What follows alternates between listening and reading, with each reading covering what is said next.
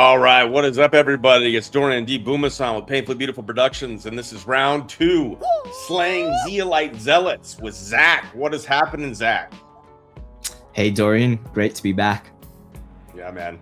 The first video that we put out had a lot of great information in it, and there were more questions, and then it just seemed like somebody got a little irritated with us. And so we're going to go into that a little bit and then use what was thrown at us as fuel for us to be able to expose more of these Zeolite Zealots and some of their awful arguments, to be kind, I guess you would say. But anyways, I want to show you guys, to start off with, the first video that we did.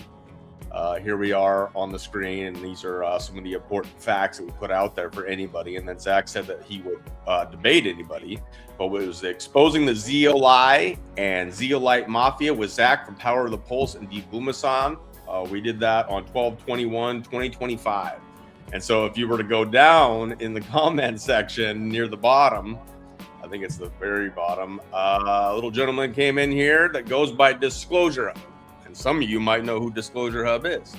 And he says, with all due respect, you have no idea what the fuck you're talking about. Went into this rant, shared a bunch of stuff, and I came back at him, called him a shithead, and said Zach would debate him, step up or shut the heck up. And I put on there Zach's 5 points, and he seemed to dodge those, but he gave us a whole bunch of information, and you can see it on the screen here. We are literally going to go through a lot of this information that he tried to push, saying, you know, that that we're full of shit, we didn't do our research and all that. And I'm excited because Zach's been showing me what he's been doing and what he's been working on and all the research that he has been doing. And it's going to be important. But if you don't know who Disclosurehub is, let me show you real quick so you have an idea of what I'm talking about here. And I'll pull him up, and he has a larger, I believe, Telegram where there's like 100,000 people on his Telegram. But if you're familiar with Disclosurehub at all, you're probably familiar with his Rumble channel. I've watched some of his material. Let's just get a little idea of what he sounds like here. That's going to be important in just a moment. Taking Back Your Birthrights, just the latest video that he put out 2 days ago. All right, this video is going to change your life. This will be quick and condensed. I'm going to get into land patents, what it has to do with bonds, what it has to do with courts, attorneys, lawyers, and how it's all bullshit. All right, speaking of bullshit, we'll go back, and it's like, when someone comes in on like a video, sometimes you're thinking like, man, why'd you get so upset? Like, we didn't call you out, you didn't say anybody's name, we just were exposing some information. And now that you have an idea of what his voice sounds like, it sure does sound a whole heck of a lot like the gentleman here on this company that goes by Green Mountain Greenery. And let's check out this video. Did you receive a free product yet? If you did, we need your help. So ever since we lost the borough, we've been slowly leaking money to the point where we can't restock certain products. Oh no, that's so sad. Anyways, I just wanted to show you real quick that that's the exact same voice as Disclosurehub. That's strange. Real quickly, going back to Disclosurehub, he brought up the borough right there, and this is the borough, the origins of truth. He just put out a video 5 days ago that kind of goes into a little bit of that saga, if anybody really cares. But it's the same voice. And for the final, and then we're going to get to Zach's total slaying of Zeolite Zealots, I just want to show you, maybe he has some kind of an incentive when it comes to Zeolite, because he has here Green Mountain Greenery. Is this your company, Disclosurehub? Zeogard, high-grade zeolite. That's the name that I can't pronounce, that Zach will be pronouncing throughout this entire thing. But there you are. He has an incentive to push this zeolite, and literally has a company, it does appear, and is connected. Yeah. And therefore, that makes a whole lot more sense as to why he came in so hard at first. And then he kind of tried to play nice when I stepped up and called him a shithead and said that Zach would want to debate him. Then he laid out all of his points. And now Zach has done the research and done the work. And I'm going to pass it over to the man himself, the one that really has the information on this. And we'll get started. Are you ready, Zach? Thank you very much, Booma. Yeah, it's very interesting. So originally I went and okay, actually let me scroll down to here. So we're inviting Disclosurehub to publicly disclose his conflict of interest, because if you go to his Rumble channel or go to his Telegram channel or go to Disclosure, I think it was disclosurehub.com. The website seems to be down now. It seemed to work perfectly fine like a few weeks ago. So there is some fluctuation there. But either way, access this guy's resources and you will see that he has an affiliate, or he did at least on disclosurehub.com. But either way, he's promoting Green Mountain Greenery, which sells zeolite. So there's a very clear link here. And Dorian I want everyone to know that Dorian held back a little bit. And we're not presenting it here for a specific reason, but we have the proof that Disclosurehub and Green Mountain Greenery may in fact be the same person, legally speaking, the same entity. So again, we just kindly ask that Disclosurehub actually is clear with the people, and if he wants to promote zeolite, then he needs to disclose his conflict of interest. And so, of course, we have this inundation, as Booma showed you on the live Rumble link, of information.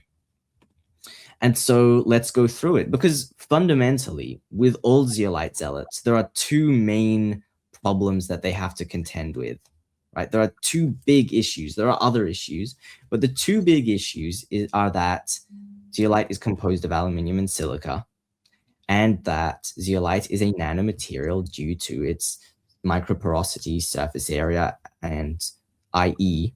nano-sized pores. So when you think about it, telling people that nano aluminium is healthy, eat this aluminium to get out metals and other toxins, really doesn't work. And so that's why we see this mesmerizing ability to dodge and come up with fallacies and talk about irrelevant information and gaslight people. So right off the bat, this is his first comment. Here's a screenshot. Right off the bat, you have, zeolite is not a nanomaterial. So when you say zeolite is not a nanomaterial, you'd expect that the next statement is proving that zeolite is not a nanomaterial. We said zeolite is a nanomaterial. He said it's not. So where's his proof? Instead, his next statement is zeolite is a redacted rock like a geode. Now, I invite everyone immediately just to go Google up geode, because zeolite is not a geode. Sure, it's a crystalline rock. However, geode is something different. And you'll find that this is entirely irrelevant, because again, is zeolite a nanomaterial or not? Prove that it's not a nanomaterial. And we spent 2 entire minutes, or more actually, but this is a 2-minute clip, explaining why all zeolites are nanomaterials. So, if Mr. Guru had just listened and learned, or opened his mind a little bit, he would have learned why zeolite is a nanomaterial, why all zeolites are nanomaterials. Right. This is what it comes to, is this natural, what they're calling the natural form. And that's what I have gotten, even despite Disclosurehub or whatnot, other people coming in and, asking about this, how do you say that C word, the really long one? This one, clinoptilolite. Yeah. Right. That's the one they're asking about, because that's the one that gets pushed a lot by a lot of these people like Disclosurehub. And so when you find out that somebody like Disclosurehub, like, dude, we know who you are. We know your name. We're not here to dox you and do all that kind of stuff. We're going to try to just have this debate and present this information. And if you actually wanted to have a debate, Zach's already said that he's open to that. But this is where people have come in and had this problem. But what I've exposed, and it's like, I don't know. I've watched some of your work, Disclosurehub, and I'm assuming that you're going to watch this. And anybody out there that knows Disclosurehub, he's done some decent work at times. I haven't paid attention to him for a long time. However, when you become financially incentivized to push something, you're going to have a bias, and you're going to look past information that it might even be true because you have an invested interest, like literally. He's invested in selling a product that is a zeolite product, but it comes down to this, what they claim is a natural form and therefore safe. So we're getting into that right now. But yeah, we know who you are. We're not here to be like trying to be assholes, but you came in pretty hot, and then we're just going to use the excuses, I guess, or like your misinformation and from what we're going to find out here to have a round two in this presentation. So thank you for offering up your services and this information, but fuck you at the same time. Yeah, and when you release tons of information into the domain, to the public domain, don't think that just because you've released a ton of information that we won't go through it and dissect it piece by piece. This is by the way, for anyone, I didn't clarify this at the start. This is a draft article that I have that will be released soon in tandem with this recording that goes through, I'm going step by step through every single sentence that he said and dissecting it. Actually, this is a bit of a side tangent, but I want to shout out, there's somebody on Twitter and Telegram called Despot. And I want to thank them because they actually, after our interview, they posted something about Brandolini's law and the BS asymmetry principle. And so basically it's this idea that creating BS is easier and faster than debunking it. And so if you overwhelm people with all of this information, all of these links, and all of these concepts that are just strewn together with all of this technical, word, what we call technobabble, you're going to, what these Zeolite Zealots do is that they really confuse people. And so it's easier for the average consumer just to be like, okay, this sounds very, technical. It's probably right. And they just move on. And even for people that do know that zeolite is bad, it's just this mire, this fog of confusion and obfuscation. Yeah, and real quick, anyway, I'm hoping to get Despot on. He might even be coming on with Sabrina. So he does great work. Shout out. Great research in a lot of areas. So I'm looking forward to having him on. Yeah, I appreciate that. And so, sure, Disclosurehub could have learned from us that zeolite is a nanomaterial. He also could have just gone on Wikipedia for 30 seconds, just 30 seconds, gone to clinoptilolite on Wikipedia and noticed that it is microporous. It's a microporous arrangement of silica and alumina tetrahedra. Then if he looked up the meaning of words, as in what microporous means, he would have learned that microporous materials have pore diameters of less than 2 nanometers. I have the sources for all of this.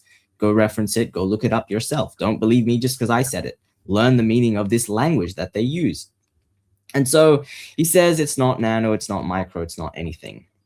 And this is where you kind of get those half-truths or the lie by omission, because sure, the overall size of zeolite is controlled. You can have a zeolite rock, you can have a micronized zeolite, or you can have a nano-sized zeolite. It's milled down to whatever a size that they want it to be. However, all zeolite is a nanomaterial because of its internal nano dimensions, nanostructures, because of those nano-sized pores.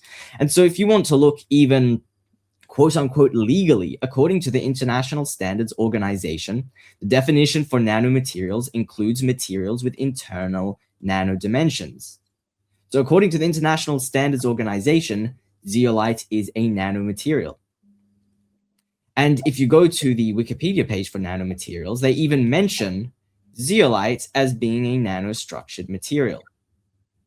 And so, put really simply, I would expect somebody that is promoting zeolite to know the basic facts about the miracle cure that they are promoting.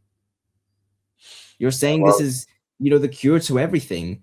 Right. How come you don't know the basic facts about its structure?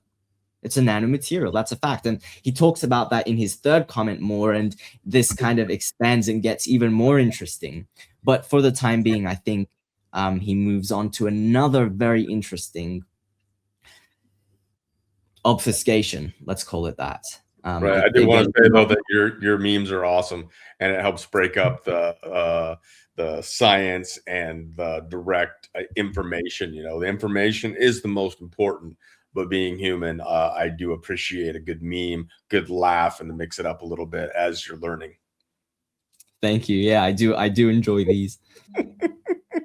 And they go absolutely nuts, by the way, when you have a whole collection of them now.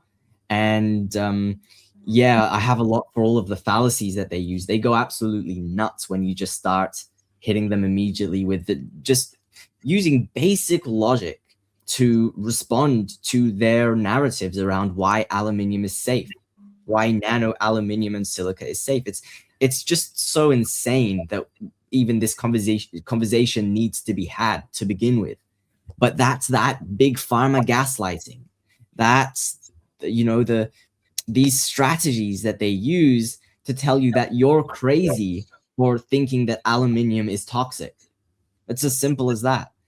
Yeah, so they make a lot of these scientific papers. I mean, it's just information, so it's not like fancy. It's not creative writing. I get that. It's got to get to the point.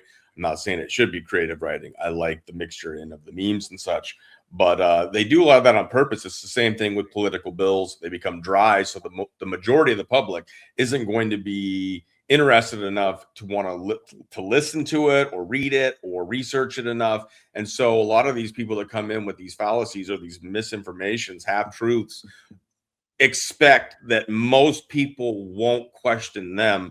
They'll look at the amount of information that they're bringing and think that the amount of information equals that they have a substantiated argument. And that is not the case. That is not the case. As you'll find, this is thorough. We would have made this a lot sooner. But Zach is a research hound. He had more information. He was finding new stuff as we were planning to record this earlier. And he wanted to make sure it was done thoroughly. And I think he's done an amazing job. And you're going to have access to all this. Link to the video whatever platforms this all ends up on. You'll have access to all these things. Some people do prefer the reading. Some people take it in chunks. So they'll be able to take this article that you've broken down, all these fallacies, and really get into them. But I appreciate the work that you've done here, sir. Thank you. And feel free to just use control find. Like, for example, you mentioned using massive blobs of information. So actually I haven't mentioned that here. I talk about the confidence trick somewhere in here, I think we went over that the first one a little bit too.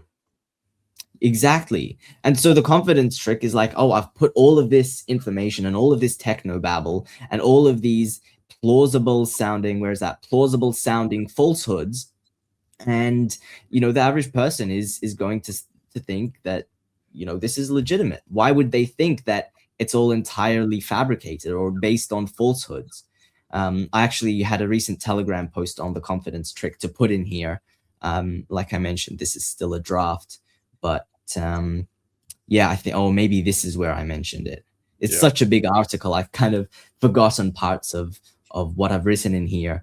But yeah, so if we continue, so this is you're getting a little sneak peek of what's to come. All right, so it's all good, man. Most people are just waiting for us to get to certain points. But yeah, man, I'm excited to release all this together and then see. Me too. A response from some of these Zeolite Zealots. If Disclosurehub, if you want to talk further, man, we can have a discussion and whatnot. I would love to. We could go harder, but we're really just trying to get to the facts of this and have people informed so they can make good, healthy decisions. Exactly. And so that's what I'm doing. I'm just trying to reveal the information, reveal the facts, and enable people to make an informed decision. So, okay, this is where we were. He's claiming that this zeolite is activated using an acid bath that eats the aluminium out of zeolite. Now, I'll remind you that zeolite is an aluminium silicate, meaning that fundamental to its crystalline structure that they love talking about is aluminium. And by the way, a note, usually activated zeolite refers to micronization. using like tribomechanical milling or whatever it's called. So he kind of uses this in a different sense. So I just want you to know that if you go Google activated zeolite, the first things you're going to get are going to be separate to this quote unquote acid bath. So he's saying that it cleans out the zeolite completely, it just magically removes all of the aluminium. And really, we need to wade into the science here. Now, first of all, I want to say you need to provide us the proof that this is even done and it works. However, I'm going to, in good spirit, assume that you're telling the truth, right? Now, first of all, to begin with, usually when we talk about removing aluminium, and this is referred to as de-alumination from zeolite, what happens is that because it's aluminium and silica, the zeolite is destroyed. It gets turned into components, aluminium and silica. So usually, if we put zeolite in a very strong acid, it no longer becomes zeolite. It just becomes individual aluminium and silica and goes on to do whatever it does. Now, in some cases, if it's done carefully, you can partially de-aluminate zeolite. Where is that here? Yes, so we mentioned that here. Now, to be very clear, I personally have seen absolutely no proof that clinoptilolite can be fully de-aluminated. So he's saying that clinoptilolite is the good thing.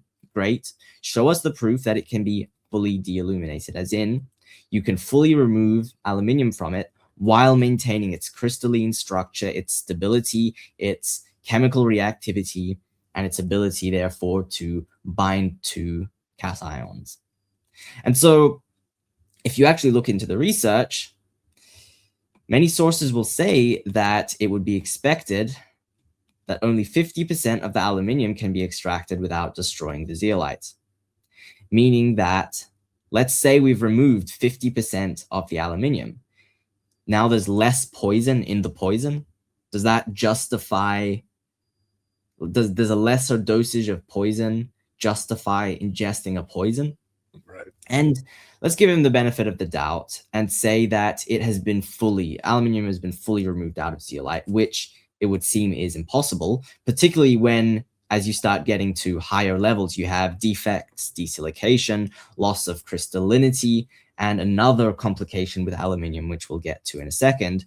So assuming that just magical land aluminium has been completely removed, it's still a nanomaterial and it's still silica. And there's plenty of proof, just in that alone, how toxic that is.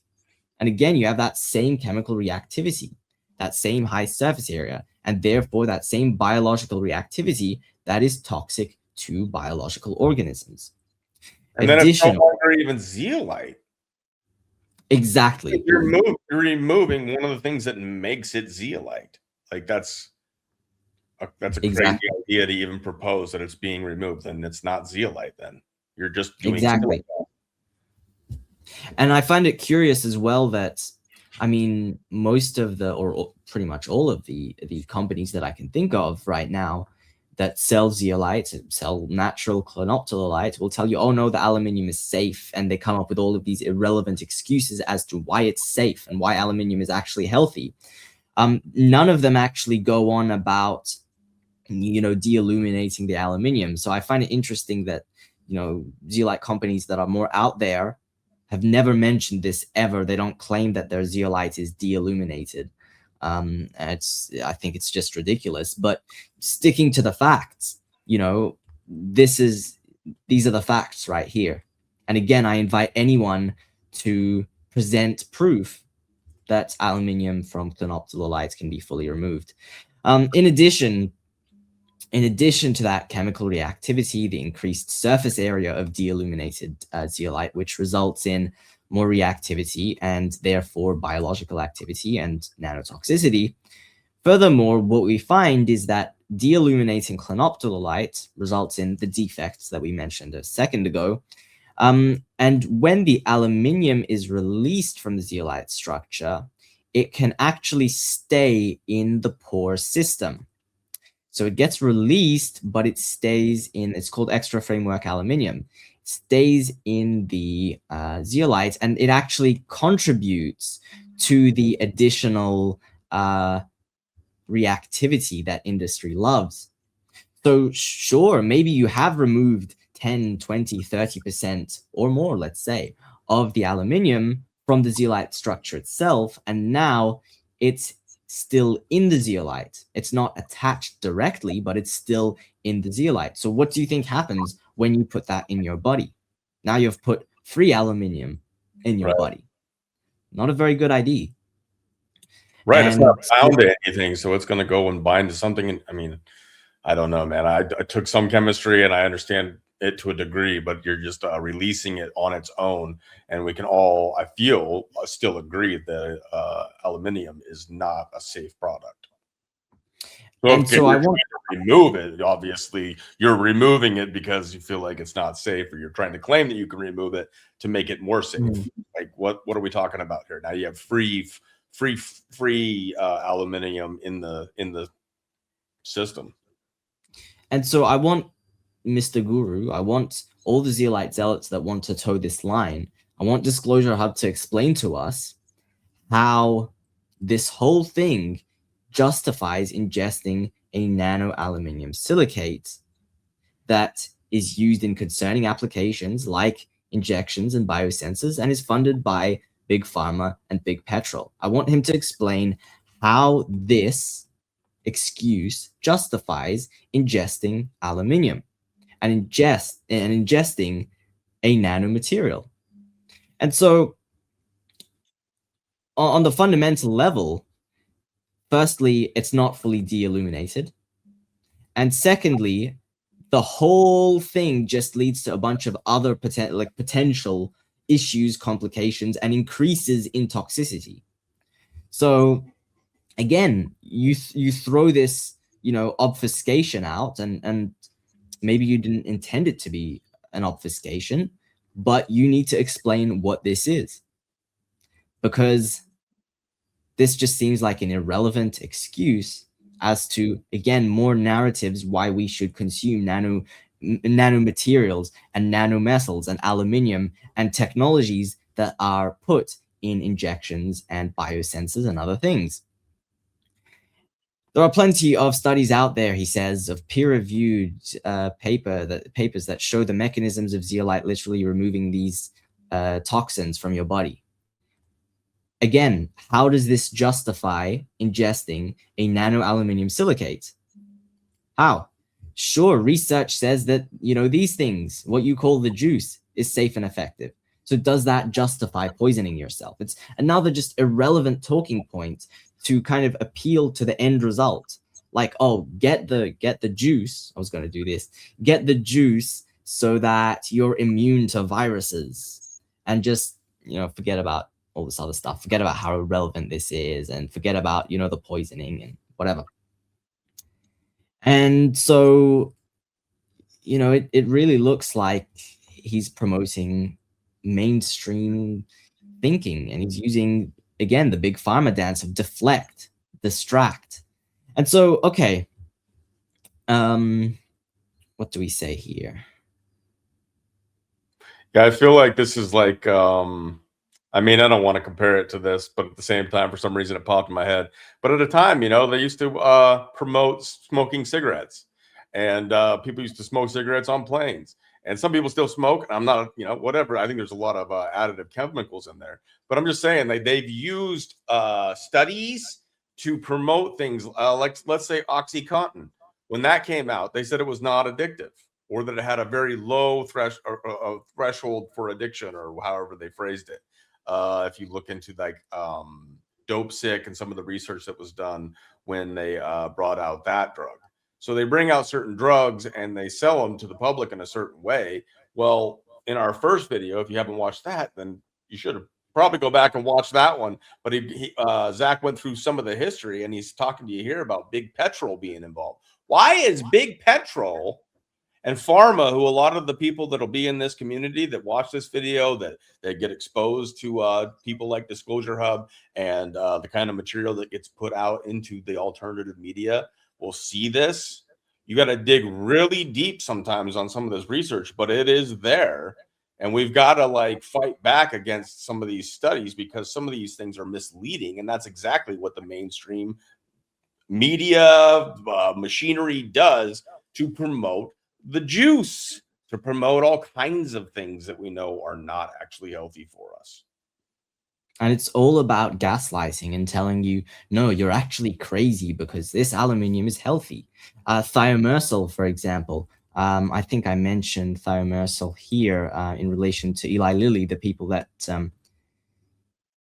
formulated or invented it. And so they say, oh, it's just a small dosage. Oh, it's inert. Oh, it doesn't, you know, the body can clear it out, or it's not absorbed by the body.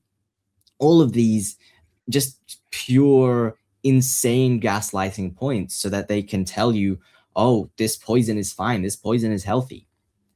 And so, you know, all of these comments about, oh, you know, okay, zeolite is proven to remove metals. Sure, how does that justify ingesting a nano-aluminium silicate utilized in highly questionable industrial applications such as juice, drug delivery, biosensors, while being funded and promoted by big petrol and big pharma? And so the article, by the way, that was released in tandem with our interview is here. It's been released. You can go check it out. It's a fun read, and also you can jump around to different points. So yeah, if you're interested, if you're curious about that, check it out. I linked to that one after our first video, and I will link to all of these. So below this, we'll have a link to our initial video and this Substack as well. So you're going to have all the information that you need to make a healthier decision, I do believe. Yeah, and it's all out there. You know, look at the IZC sponsors document. You know, it's all there. And so he's saying, okay, zeolite is good, but you need to do your research. And I just think this is so ironic coming from somebody that doesn't seem to know the definition of nanomaterial. He doesn't seem to know what zeolite is in terms of its structure and its chemical properties as a result of being a nanomaterial. So I, you know, respectfully, I think it's Mr. Guru, Disclosurehub, that needs to go and do his research. And so he's like, oh, you know, it's a, how could you call zeolite a nanomaterial? That doesn't make any sense. It's a redacted rock. It's a category of rock. And so this is my response. Rocks. Rocks. It's a rock. And you see how these are just like so irrelevant. I mean, like, can we think of an example? For example, like, they might say like, if I say blue light may be harmful to us, they'll be like, oh, but the sun is amazing. I'm not talking about the sun. I'm talking about blue light. We're talking about a nano-aluminium silicate used in highly questionable applications and funded by big petrol and big pharma. And so let's go into that more. Fine. You know, I say it's irrelevant. You know, zeolite being a rock does not justify consuming it, but let's talk about that more. Because these metals that we use everywhere in the world are mined. They're mined from rocks. Mining developed to extract rocks from the earth and obtain minerals within them, including metals. You can go on Wikipedia for the word rock in geology. And so this is basic education where metals are in rocks. That's where the word ore comes from. And so I invite anyone who thinks rocks are magically healthy to munch on rocks containing chrysolite for asbestos, arsenopyrite for arsenic, cinnabar, all these are all names of rocks, or ores, for mercury, and galena for lead. And to be very clear, since I know Mr. Guru might actually think we're being serious, we're joking, we're being sarcastic. Please do not eat any rocks. Please do not poison yourself. This is not medical advice. This is just sarcasm. The point is that zeolite being a rock does not mean anything. And then he says, oh, there are so many types of zeolites. And if Mr. Guru only just listened to our interview, he would know that we actually addressed this point, clinoptilolite. And one of the sneaky ways they get around this is they will talk about all the other zeolites that are in the mainstream identified or recognized as toxic. And they'll say, oh yeah, all these other 180 zeolites are toxic, but this one, Clinoptilolite is that one zeolite that is the rainbow miracle cure. This one zeolite. Well, let's look at this one zeolite because it's still aluminium, it's still a nanomaterial, and it's still used in very questionable applications. We'll cover that a little bit later as well, because he raises that point. So if only he I took love the that time it to was listen in to the us. video that we did. We literally like covered a bunch of this stuff.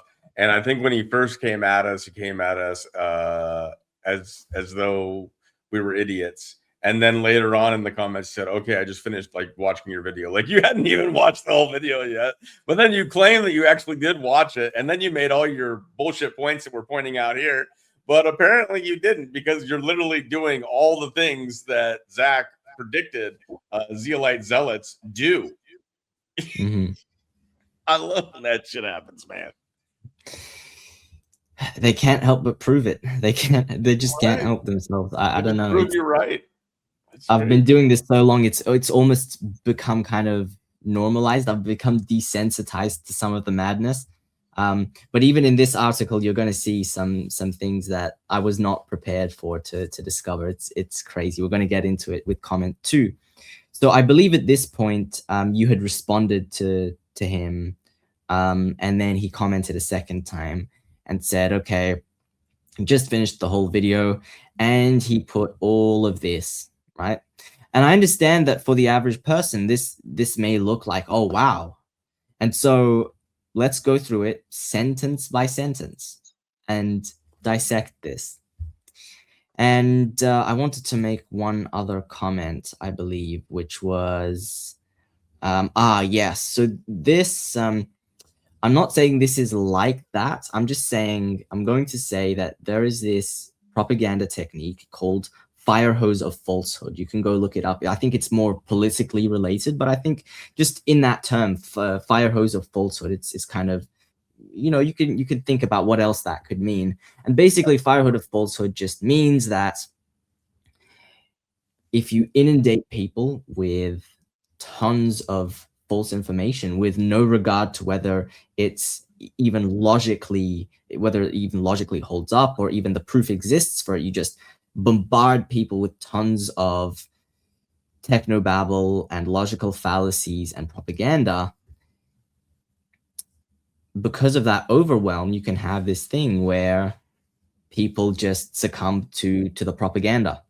One example that I want to point out that has nothing to do with this, but is this technique, is Derek Johnson's bullshit blueprint that everybody always throws at people whenever you question continuity of government and his idea of what is really going on in the world. And it's misinterpretations, but it's a whole shit ton of copy and paste jobs from things from the internet that makes it look all professional and whatnot because of the lingo in it. And so what is done here is a similar thing where you just go and you have like, he may even have this stuff prepared on like a Word document and then just copy and paste it to overwhelm anybody that opposes his arguments. And so fire hose technique makes sense because it's literally so much information that the majority of people look at the amount and they just think, he probably has a point. I don't have the time. I don't give a fuck enough to research this shit. So therefore, I mean, now I'm back in limbo. And all the work that we've just done to present stuff that is researchable, and Zach's got all the links to it. It's there, but this kind of stuff, now we're going to go through and break it down piece by piece. Yeah, and if you look at Nazi propaganda, there's this guy that said, like, if you repeat a lie enough times, it becomes truth. And there's like scientific research connected to that in psychology to say, well, when you hear a lie so many times repeated about, let's say, not a lie, but a falsehood that like zeolite is a geode, zeolite isn't a nanomaterial, all this stuff, the more you hear it, the more familiar it becomes. And apparently that we have a subconscious bias towards believing things that are more familiar. Right. And that's what has become what we call the Mockingbird alternative media, Mockingbird mainstream media. It started out, alternative media was pointing out that it seemed that mainstream media all down through the small, like Fox and affiliates and all the different networks would have a script that would be given to them maybe at 4 a.m., like 4 a.m. talking points, they called it, but it's the Mockingbird media. And so all these things would just continue to say it. You'd see politicians and media people tweeting out the same tweets or the same gist of information and overwhelming all media with the talking points to make people believe, because all these people are talking about it, or the majority of people had heard it. And when they're in conversation, therefore, like on the news, it said this, or they told us this. And so it just becomes part of the lingo. In the alternative media, it's the same thing is happening. And in this case, it's the same thing when it comes into the alternative health field. Mm-hmm. And so, yeah, let's take this apart one by one. And I'll just mention actually that I think, okay, I mention it later. There's actually a clip of an interview I had maybe last month where I talk about this exact strategy of, I'm not saying that he used it with any malicious intent. I'm just saying that it's a strategy that Zeolite Zealots use. And I mention it in this article as well, where they just inundate you with information. And the average person doesn't have the time and shouldn't even need to have to wade through all of this jargon and information. And so let's look at it. For example, first of all, he says, and this paragraph is just an incredible mix of different concepts mushed together. Why ingest zeolite? Is it nanotoxic? First, he says zeolite binds to heavy metals, and then he goes on this tangent about nanotoxicity, which is false. We'll get to that in a second.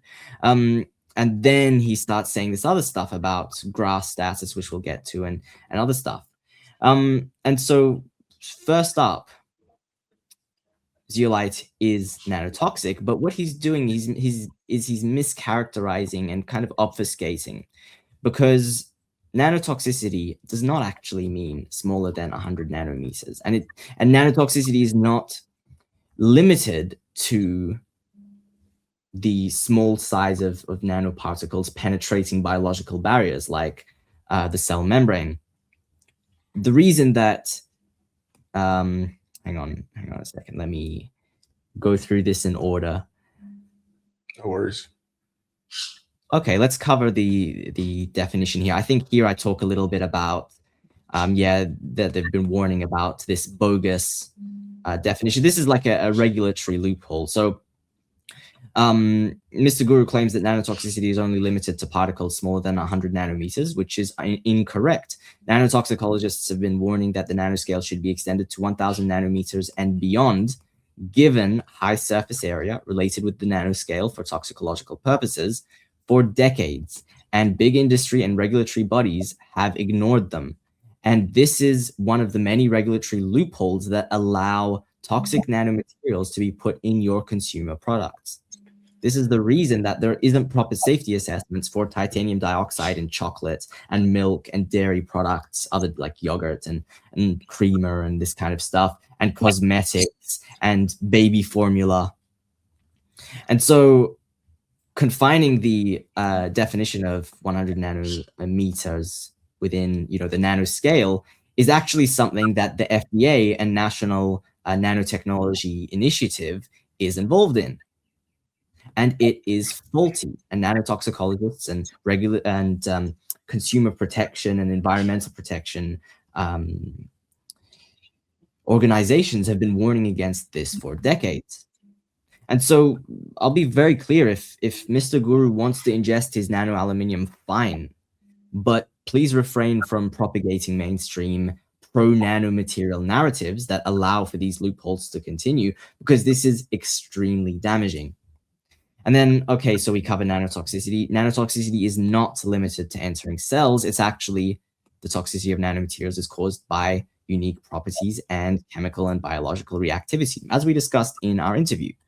And so if zeolite was not a nanomaterial, it wouldn't have those binding abilities. Now, Mr. Guru also says, you can see that up here, right? 5 microns, he mentioned it here. So notice how everything is kind of just smushed together. He says zeolite is 5 microns. And yet, it is Mr. Guru himself that said that zeolite isn't any size, the overall dimensions isn't any size, it's whatever you want it to be. So I have no idea what he meant by this. Maybe he meant that his zeolite is 5 microns, except also in addition to that, in the industrial processes that are used to control that size, it's usually a range. You can't actually get like a very perfect kind of, our zeolite is only 5 microns. Usually it's a size range. So again, I'm not sure what he's going on about. And then again, in the same sentence, he mentions, okay, GRAS status, which stands for generally recognized as safe. This is referring to the FDA. I don't want to spoil it. Let me control the scrolling here. And so again, this is another complete fallacy, whether he's aware that, it's a fallacy or not. Again, I don't know his intention, but this is a complete fallacy, because if you look at the FDA's generally recognized as safe status for zeolite, clinoptilolite, you will find that this GRAS status is only given as an anti-caking agent in animal feed as long as it's 2% of the feed or less. And I verify this in the official FDA database. So you can come over here, animals, anti-caking agent, and then you have your aluminium silicates, aluminium calcium silicate, sodium aluminosilicate, all of that stuff. And so, and they say, oh, it's generally recognized as safe. It's so wonderful. And so I'm really puzzled as to why anybody would care what these guys have to say. Whether they say it's wonderful or they don't care about it, or even they say it's toxic. Appealing to the authority of the FDA is really not going to help your case here. What is that? Right, which is a lot of the material that it seems Disclosurehub does against a lot of the mainstream bullshit. And yet here he bows down to them. On his, if I want to just show real quick on the screen, his actual, what he sells on his website. If you want to see that real quick, here, this is what he's claiming. It's activated zeolite, clinoptilolite, whatever that means. Oh, and it's it says 2 microns. So why is he talking about 5 microns? Right. I So noticed weird. that. I don't know what he's getting at with the 5 microns, but that's from his website. That's the actual product that he pushes. I don't get it. There we go. There we go. And so I just want to keep referring people to this full paragraph, because now we've broken down this part. Obviously, this is irrelevant anyways. Like if it's a poison and it removes heavy metals and it's poisoning you, like what's the relevance of that? It's still a poison. We've talked about this and how it's fake. This part and how it's not real, and how this is the narrative of the FDA and the NNI, which Sabrina talks about. And then we have this, which is zeolite is 5 microns, and supposedly his zeolite is 2 microns. That's the number, right? Or was it 3? Whatever it is, it's not 5 microns. 2 microns and 1,000 milligrams amount per sample. Activated zeolite, that worked. And then he says stays in digestive tract. This is something that we address later. He mentions GRAS status. See how this is all compressed. GRAS status, which isn't. It isn't, right? It's for animals, 2% of animal feed, right, as an anti-caking agent. And right, then, it has nothing to do with health in animals. It has nothing to do with enhancing anything in animals. It just has to do with the actual substance and the way that whether it cakes or whether it's... Yeah. And he repeats another fallacy about that, so we'll get to that. That's actually kind of like the crown of this entire fire hose of falsehood, potentially. And yeah, we'll get to that because there's more to the story. But then he throws in this, right? And so quickly, let's just look at the proof Mr. Guru has of these claims. He posts all of these citations, and we'll get to each and every single one of them. This is a screenshot of the study. And again, I invite you to go to the original Rumble video, go to the comments and open that thing. What is this? Methodological considerations when studying the association between patient reported care and reported care experiences and mortality. And so I open the full text version and I search for zeolite. There's not a single mention of zeolite in this article. Again, verify this yourself. Like, what are we doing here? Why is Mr. Guru this is completely irrelevant. This is completely unrelated to zeolite. What is this? And so if we continue, this is a theme along the whole comment, but I'm actually going to do Mr. Guru a favor, right? Because he says decrease in zonulin by 30%, which is associated with leaky gut. So in good spirit, I'm actually going to do Mr. Guru's work for him. And I'm going to actually, I went and I looked for that study and I found it. And so there is a study here that says 30% decrease in zonulin. And let's go to the conflict of interest statement. Oh, what's this? A competitive research grant. So this research was funded by a zeolite company. And it's a competitive research grant, which means that they have applications, scientists and researchers apply to get that grant money. So in their interests, and obviously the company itself picks whichever researcher and whichever experiment design they think will give the results that they're looking for. And so as a researcher, obviously, if you don't toe the line, then you're out of a job. You're not going to be getting these grant money. And so Panaceo sells zeolites, and I cover that in, they fund a lot of zeolite research. So I've actually covered that in a previous article. And this is essentially what it is. How is that different from anything that we see in the mainstream? And then that's exactly the problem with the world, is that money controls everything. So if you're not going to do the research that they want, you're not going to get the results that they want, then they're not going to give you the money. So you're going to try to create the results that they want. Exactly. To get that money to be able to continue to do your research. And so that's the problem that we face in this world when it comes to especially stuff that is as important to the health of your body as this kind of material, is that when you have these conflicts of interest and this money, people that have the money, the companies that have the money, the reasons they want it, this is where the problem is, people. And again, like in this article, I show you how these massive supplement giants of the chemical and pharmaceutical industries were heavily involved in sponsoring the International Zeolite Conference. And many of them are, until today, are like these guys in their modern companies, and BASF are world-leading zeolite producers. Okay, so then we have his second paragraph here, which is that, does zeolite cause oxidative stress? And he's denying that it does. Sure. Let's look at this study. Again, I invite everyone to go check out these links for yourself. This is the study. What is this? Primary ovarian cyst in a postmenopausal woman, a rare case report. And again, I opened the full text version and did a control find on zeolite. Couldn't find any mention of zeolite. What is Mr. Guru doing? Like, and again, Mr. Guru is Disclosurehub, who also goes by GK. I believe it's Golden Knowledge. Anyways, I don't want to be a complete ass. Golden knowledge. But you're sending people to a rare case study here, and then when you have to open it up, you can't even find zeolite in there. But a rare case study that doesn't, your normal Joe, your normal Jane come in and wanting to, maybe improve their health. You're pointing to this, and then it doesn't even have what is this relation to what we're talking about. Oh man, this is the fire hose approach. Yeah. And throw so a bunch of information and expect nobody to actually look at it like Zach does.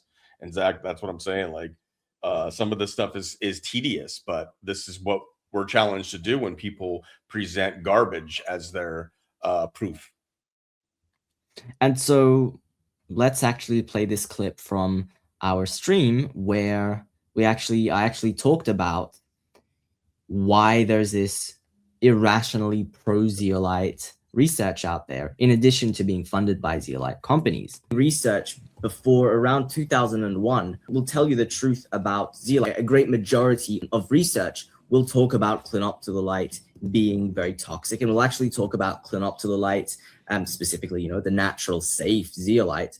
They'll talk about that as actually, there was some studies there that it's very similar in its toxicity to asbestos. After 2001, though, things change up, and they found a way to repackage that toxicity and say it's an immune stimulator or an immune activator or immune modulator. And I talk about that as being just whitewashed, repackaged version of zeolite being toxic, and the older research before 2001. And of course, a lot of that research, of course, is nowhere to be found on the internet. You have. So we actually talk about, and I've mentioned also in a previous interview that's on one of my Substack articles, about how they actually found a way to go from, oh, zeolite is causing oxidative stress, to, oh, it stimulated the immune system, and then the immune system, or the bodily defense mechanisms, had to provide an antioxidant. So that means zeolite is an antioxidant. No, it's not. It's toxic, and the body's like, oh my goodness, I need to come in and fix this. I need to come and protect myself. Anyways, yeah. So Mr. Guru then says, Disclosurehub. Sorry, I'm used to referring to these characters as Mr. Guru, but I don't know if you're like, maybe I'll just call him Disclosurehub, speak directly to him. Yeah, whatever you want. I'll make sure that everybody's reminded that it's Disclosurehub, who also goes by GK, Golden Knowledge. And he says that he does that so that his ego doesn't get too big, just so people know. That's for another video, because I've considered, depending on how you respond to this, we can go at it, man. But we're trying to be just this is as professional as I can really get. Plus, I just like having fun, because some of this could be taxing. The amount of research that you actually have to do is tedious, and it is important. And I add a little element of honoriness and hopefully fun for people as we digest this information. But yeah, we love that, and we love that. We know so much more about you, bro. And I don't even know if you're like necessarily a bad person, maybe actually believe this stuff, or you're falling for stuff, and people are fire hosing you with information, and you're just accepting it. I don't know, because you've got so many projects that you work on all the time. But in all fairness, like Zach's doing his research here, and I'm helping him present it. So enjoy the show. Yeah. And I find it very concerning, obviously, if we're dealing with somebody that actually is Disclosurehub and is the person behind this zeolite that they're promoting. So obviously, if you're selling zeolite, you're sourcing it, you're involved with whatever's been done to it, exactly where you're getting it from, how it's being treated. And it's really concerning, obviously, as a consumer, that the person involved with selling the zeolite doesn't even know basic facts about that zeolite, like that it's a nanomaterial, that it's composed of aluminium and silica, and that de-aluminating with that acid bath is most likely going to destroy it or make it even more toxic, or just continue the same issues of nanomaterial toxicity. And anyways, he says here, who funds zeolite? We'll do a quick one on this. We just covered a zeolite trial, or a zeolite experiment, that was funded by a zeolite company. And as we go through this article, there's going to be more. He also includes this link. So let's look at this link. Not found. Not found. Again, verify this for yourself. And so again, in good spirit, I tried to I really tried to find this link. And eventually I did find one thing, which is this. And this has absolutely nothing to do with zeolite funding. It doesn't even have much to do with zeolite and health. It's more like a geology kind of take on what zeolite is. So again, completely irrelevant. I have no idea why he cited this. And I think this is a university in Croatia or something. And if you look, okay, who's giving them the money for their grants, and who's actually giving the competitive grants to their researchers? It's these companies. And so, yeah, that's the very first video that we did. We have a link, and it's in your Substack, I believe, but of the history of the funding of zeolite, and he doesn't even address that, like the extensive information that we linked to regarding the petrol companies and those that got involved in the research funding of creating some of these products. Like he didn't address any of that. He just went to something, like I said, that might be just copy and pasted. Maybe other people are giving it to him, but you better do your due diligence if you're going to be selling this this product. Yeah, we can pull that up right now. International Petroleum Company. You're going to find British Petroleum. You're going to find Exxon. Here we go. Here's Exxon. What else? You know, you have Mobil many years. They have a bunch of zeolite patents, you know. Shell Development Co., BP. The big petroleum is really the most blatant, easy part. Engelhard, I think, was involved in petroleum. Texaco, Universal Oil Products. It's all there. It's all there. Chevron. So yeah. Yeah, I would like to hear his response to that. Yeah, I think perhaps he didn't even watch or listen to the video, or maybe he just skipped through it, or he didn't comprehend what we were talking about. I don't know. Right. He yeah. might have put it on like as fast as speed as he possibly could, and then like acted. I don't know, man. Like he doesn't address so many things that we address that answer even the questions that he is proposing here. It's like very strange. I mean, obviously we showed why he has a reason to, a bias, if you will, to do this, but it was kind of strange. I didn't expect to see Disclosurehub in my comment section, to say the least. Yeah. But here we are, brah. And it's a tactic, because when you say, for example, blue light is toxic, and then the reply is, oh, but the sun is bright, our brain naturally just assumes, like subconsciously, that there is some kind of link. We don't assume, we don't, like the average person, we all think that, you know, everyone is good, well-intentioned, logical, and so we don't think that, like, hang on, this is completely irrelevant, because we're not supposed to. That's like, why would anybody respond to something so irrelevant? Respond with something, sorry, so irrelevant. Right. It's just, it goes against everything that we think we know about the world. But yeah, that gaslighting is a big part of this world. Right, and it's in this. So he says the truther movement, you know, like Disclosurehub is connected to this. And I said enjoy the show earlier. That's like a Q phrase, so I'm not meaning anything to do with Q. I think Disclosurehub was kind of connected to some of that information, but I don't know where he's at on that. But I wasn't referring to Q. I don't want anything to do with Q, and it doesn't have anything to do with this. But it's connected to this truther movement, is what I'm saying, where a lot of that kind of stuff gets discussed, and you feel like this is finally like the truth coming out, as it's been suppressed by the mainstream. And now, as I've shown many different people, different ways, different networks, if you will, spreading misinformation, disinformation, and psyops, and using gaslighting and the confidence trick, as Zach's pointing out here in this case. But Disclosurehub's right there, along with alternative media, supposedly exposing the truth and the knowledge that's been suppressed, and yet here we are battling with mainstream talking points. It's very strange. Yeah, it's kind of crazy. I have an upcoming article at some point soon, hopefully, that actually compares the juice and this stuff, and shows how the gaslighting is the same, the excuses are the same, and the components are the same or very similar. But again, he says some more stuff.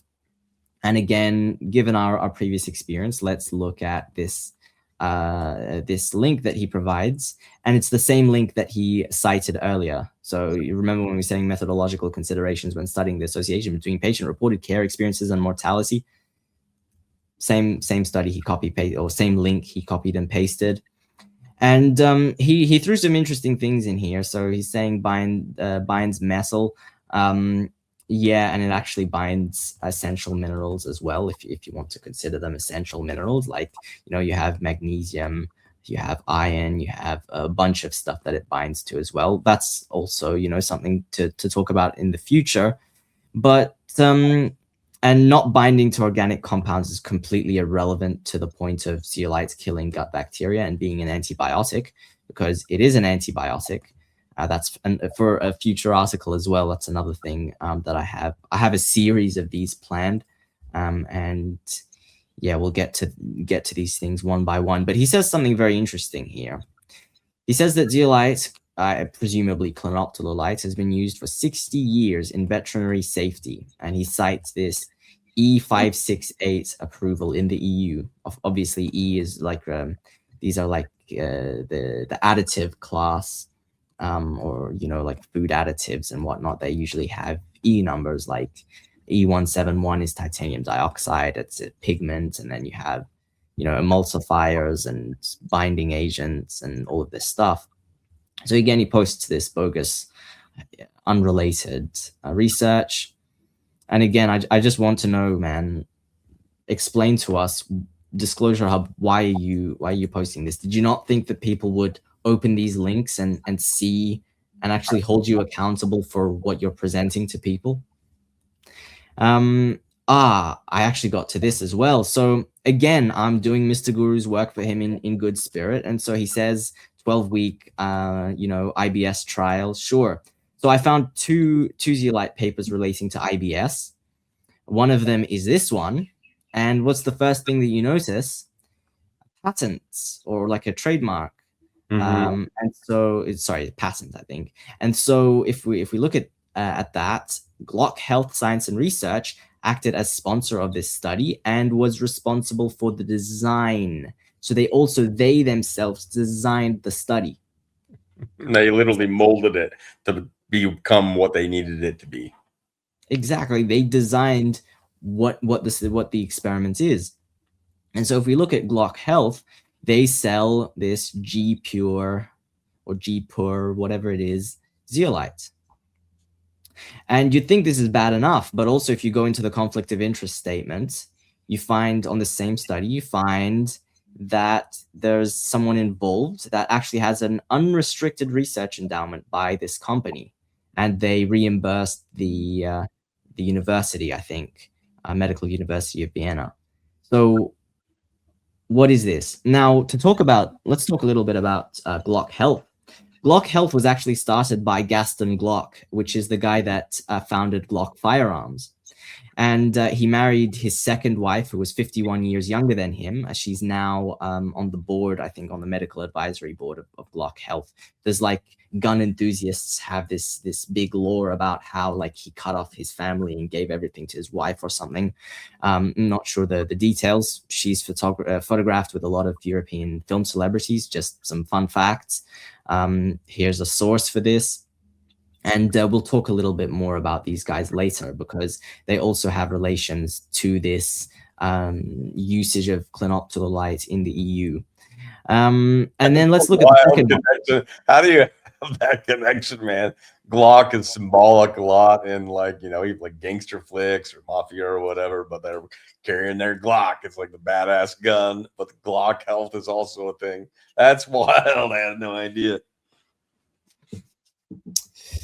Yeah, it's also interesting. I mean, Gaston Glock, apparently he had like a strip club that he used to entertain police chiefs in Austria or something.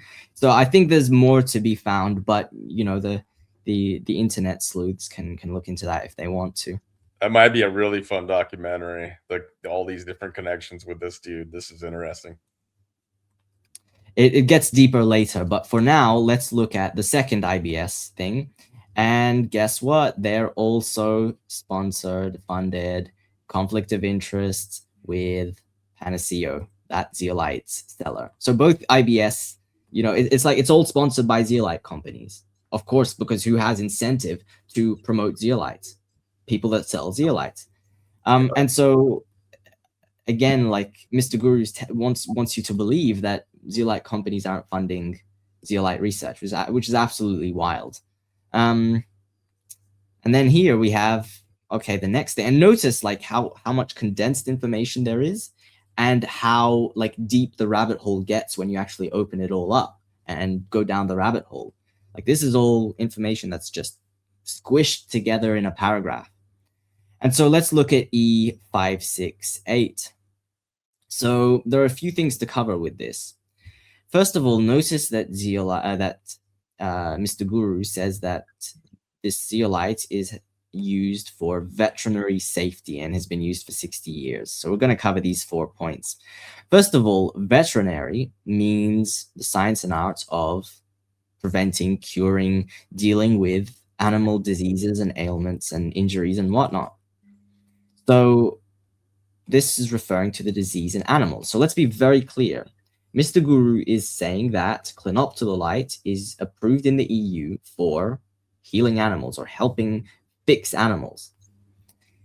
Now, if we look at the EU for E568, I encourage you to look at the source. It is actually a technological feed additive for animals approved as a pellet binder or anti-caking agent.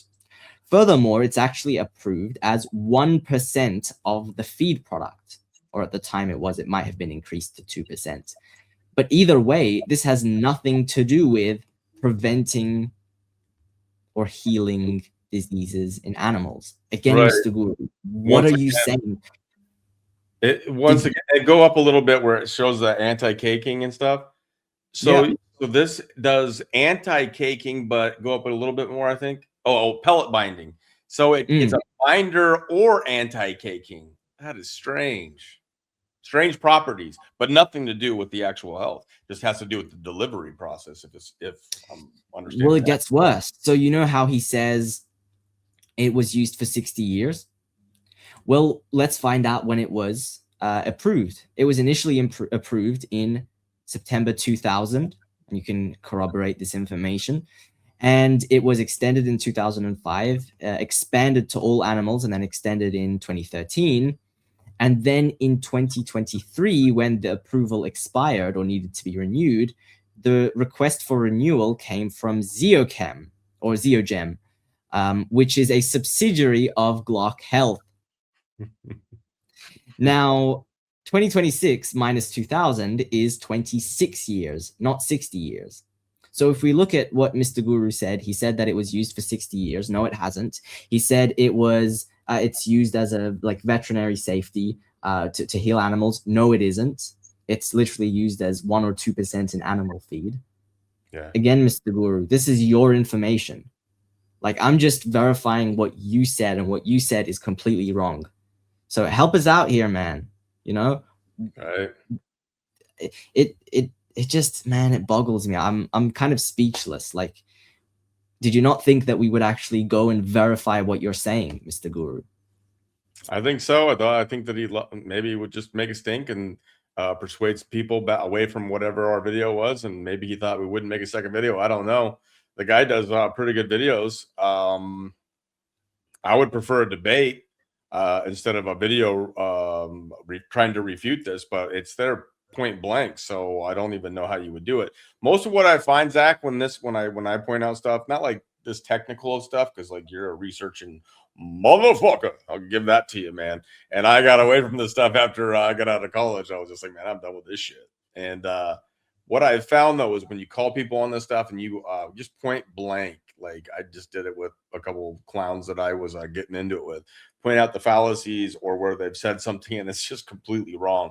They usually just move on and gaslight and pretend like you don't exist. So what I expect Disclosurehub to do is probably not respond to this and then just go about life as if he never even knew us. So if that's the case, then it still is what it is, and maybe enough people will see this, and you can go ask Mr. Disclosurehub, GK, what about this video? What about this Substack? What about the information? Just this little section here, because even just your numbers in this, like you don't even have, you can go through all this if you want. Some people, this is too much. This is like too heavy on the research end of things. It has to be in order to prove that he's wrong. But just take something like this. He says he claims it's used for 60 years. That doesn't match up at all. What about that? Just ask some simple questions like that. He needs to answer because he's selling this product. Exactly. And what you can do on Substack is you come to like a heading, and then you click this, right? And it gives you the link for that heading. So when people open it, it goes to that section. Oh, I didn't even know that. That's good to know. Yeah, it's pretty useful. And so, again, who asked for the renewal to be made with the European Food Safety Authority? It was a subsidiary of Glock. So let's learn more about these guys. According to an analysis that I've attached, they produce between 200,000 and 400,000 tons of zeolite per year. They started, it seems, with cement in the cement industry. Their stated mission is to promote zeolite to support sustainable development of mankind. Does the hyperlink preview in the bottom left show? Because this is from their website. Like, Anyone can go zeogem.com and then just look at the link for company mission, and it's right there. Right. It's not showing up on the screen as we share it, but when they go to the Substack, I mean, Cool. It's there. Yeah. And then it turns out that they're actually, some sources list them as major players in the zeolite market, along with many of the IZC sponsors that we talked about here, along with BASF and who else was there? There were quite a few big ones in addition to BASF. So these guys are right in there. And if you look at this, if you go to their website, they're selling a lot of zeolite. Look at all of this: water treatment, material filler, gas and flue gas treatment, road maintenance, biogas production, cement, concrete, mixed binders. I think on the first video when we did it live, there was people that were attesting to their employment of using it for the purposes like the building, like you're pointing out here. Interesting. Yeah, and like sewage and kitty litter and that kind of stuff. Yes. Yeah. And so in the next paragraph, Mr. Guru claims that zeolite does not have the potential to, increase people's body weight. It doesn't have the ability to make people fatter. And I was going to leave this. It's a future article that is planned. These are all interrelated. So this was something coming up. I said, okay, maybe I'm just not going to cover this. I'm going to cover it in the future, not going to talk about it now. But unfortunately for Mr. Guru, he gave it to me on a platter. And I didn't even know this. I mean, thank you, Disclosurehub, because I learned this because of you.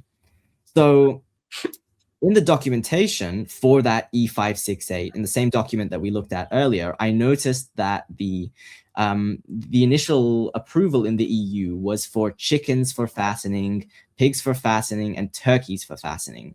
So I noticed that. I said, but I didn't want to, interpret that in my own way, just in case that means something else. I didn't want to have confirmation bias, but I kept an eye out for this, right?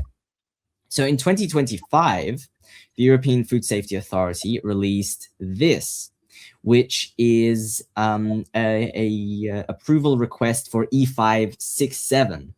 So it's also clinoptilolite, but of a different origin. So what he's referring to here is E568, which is of sedimentary, here it says here, sedimentary origin, clinoptilolite of sedimentary origin, and 567 is of volcanic origin. And so there's this request for it to be like renewed or approved. And it says here, the panel concluded that clinoptilolite of volcanic origin is considered safe at 2% and is used in feed for poultry for fattening animals and pigs for fattening. And then you also have here, it's a pellet binder, anti-caking agent. So this is actually what zeolite is approved for in the EU. It's approved at 2% as a pellet binder and anti-caking agent. It seems with the additional benefit of it actually fattens, or at least it's used for, livestock that is meant to be fattened. Right, So, which is concerning as a human that's going to take this. Just as a consideration, you might want to consider that. and this lines up perfectly with, the industrial, obviously, information that we have, and the anecdotal proof of people saying that they put on like ridiculous amounts of weight in a short time after using zeolite. And they're just like, this is so weird. And so again, like, why is Mr. Guru appealing to the authority of another governmental regulatory organization, this time the EU, when literally these are the people that said that, talc is safe and effective. And we know that talc, obviously, there are massive lawsuits involved with talc because of its contamination with asbestos. And these are the people that will tell you, oh, no, it's super safe, Right. But let's actually take a closer look. Let's go deeper into this. So over here, you see that there's this request, right? Sorry, I'm scrolling a lot. I don't mean to make anyone get. Yeah, I think you'll be all right. But I hear what you're saying. Yeah, sometimes some people are like, you're scrolling around too much. So I apologize for that. I'll try and limit it. But so the EU, the European Food Safety Authority, was actually asked to review the safety of clinoptilolite here by a certain company. And so if you come over here, it's called Emirus Talc Europe. And so if we look into that article more, the European Commission received a request from Emirus Talc Europe for the authorization of this clinoptilolite in animal feed as a technological additive. So who is Emirus? Emirus Talc Europe are the European division of Emirus. So who is Emirus? And take a look at that. The company was first founded in 1880 when the Rothschild family combined some of their metals and mining interests into the Spanish company, whatever that term is. But regardless, there you have the Rothschilds, which I'm assuming would have plenty of name recognition in Disclosurehub work as he exposes the evil cabals of the world and all these bloodline families and all this stuff. It's a regular narrative that runs through the alternative media, conservative media, patriot movement, truther movement, Q movement, all that kind of stuff. Rothschild is a family that has been thrown up on a dartboard to be nailed as much as possible, along with Rockefellers and such. But in this case, there you go, the Rothschild family involvement. So why are these guys asking the EU to approve zeolite in animal feed? And so they sell numerous zeolite products. And if you come look at their website, you see they're involved in a lot of interesting things. And it's a lot of stuff. The guy that I was with, Gene Decode, he pushed what it was called a mud mix and a lot of these various detoxing deals and whatnot, and it involved bentonite clay, and involved diatomaceous earth. It's got something there called diatomite, might be similar. People are trying to detox from graphene. I get that there's a reason why this has become such a big thing, because people, as they become aware of all these evil toxins that they're putting in us through the air, food, water, and all that kind of stuff, I get there's a desire to want to get this stuff out. And that's what people will Absolutely. ask after this. So say we convince people to be cautious and do their own research on zeolite. Great, good, great job. The next question they'll ask is like, well, what can we take? Well, that's for a different video, just so you know. Yeah. We can warn you though what to be aware of. And one thing I was going to say just before we got too much farther is, like, after you expose the Glock health and then it's actually connected to the guy that created the Glock gun, didn't you call them in the first one the Zeolite Mafia? Yeah, so I referred in general to the Zeolite Mafia as like the kind of a decentralized system. I don't want to like call any specific company or people out, but yeah, there are people, these people that are Zeolite Zealots, but in addition harass people, threaten them, delete and censor their reviews, send them cease and desist legal letters, or threaten to sue them for hundreds of millions of dollars after just talking about zeolite being toxic. It's interesting, on the internet, sometimes it's not what you see. The real crazy stuff is the stuff that you've never seen. The voices that spoke and were immediately silenced, and you don't even know they existed. And I mean, like there's one such voice that I know, and it's just incredibly sad that there are these people that are so on the money, and this mafia just directly goes after them and tries to ruin their life, basically. And yeah, it's really shocking. It's shocking. It's sad. We've seen it a lot of times with various whistleblowers, people that have tried to expose various truths along the way. We're not claiming to be medical experts or health experts or anything like that, but the research is literally out there. It's a lot of stuff what you find when people are exposing the biodigital convergence, the white papers, the research. It is out there for people to do their own research and make up their own decisions. We are exposing that on here to give people further research for you to look into yourself and to make better health decisions for yourself.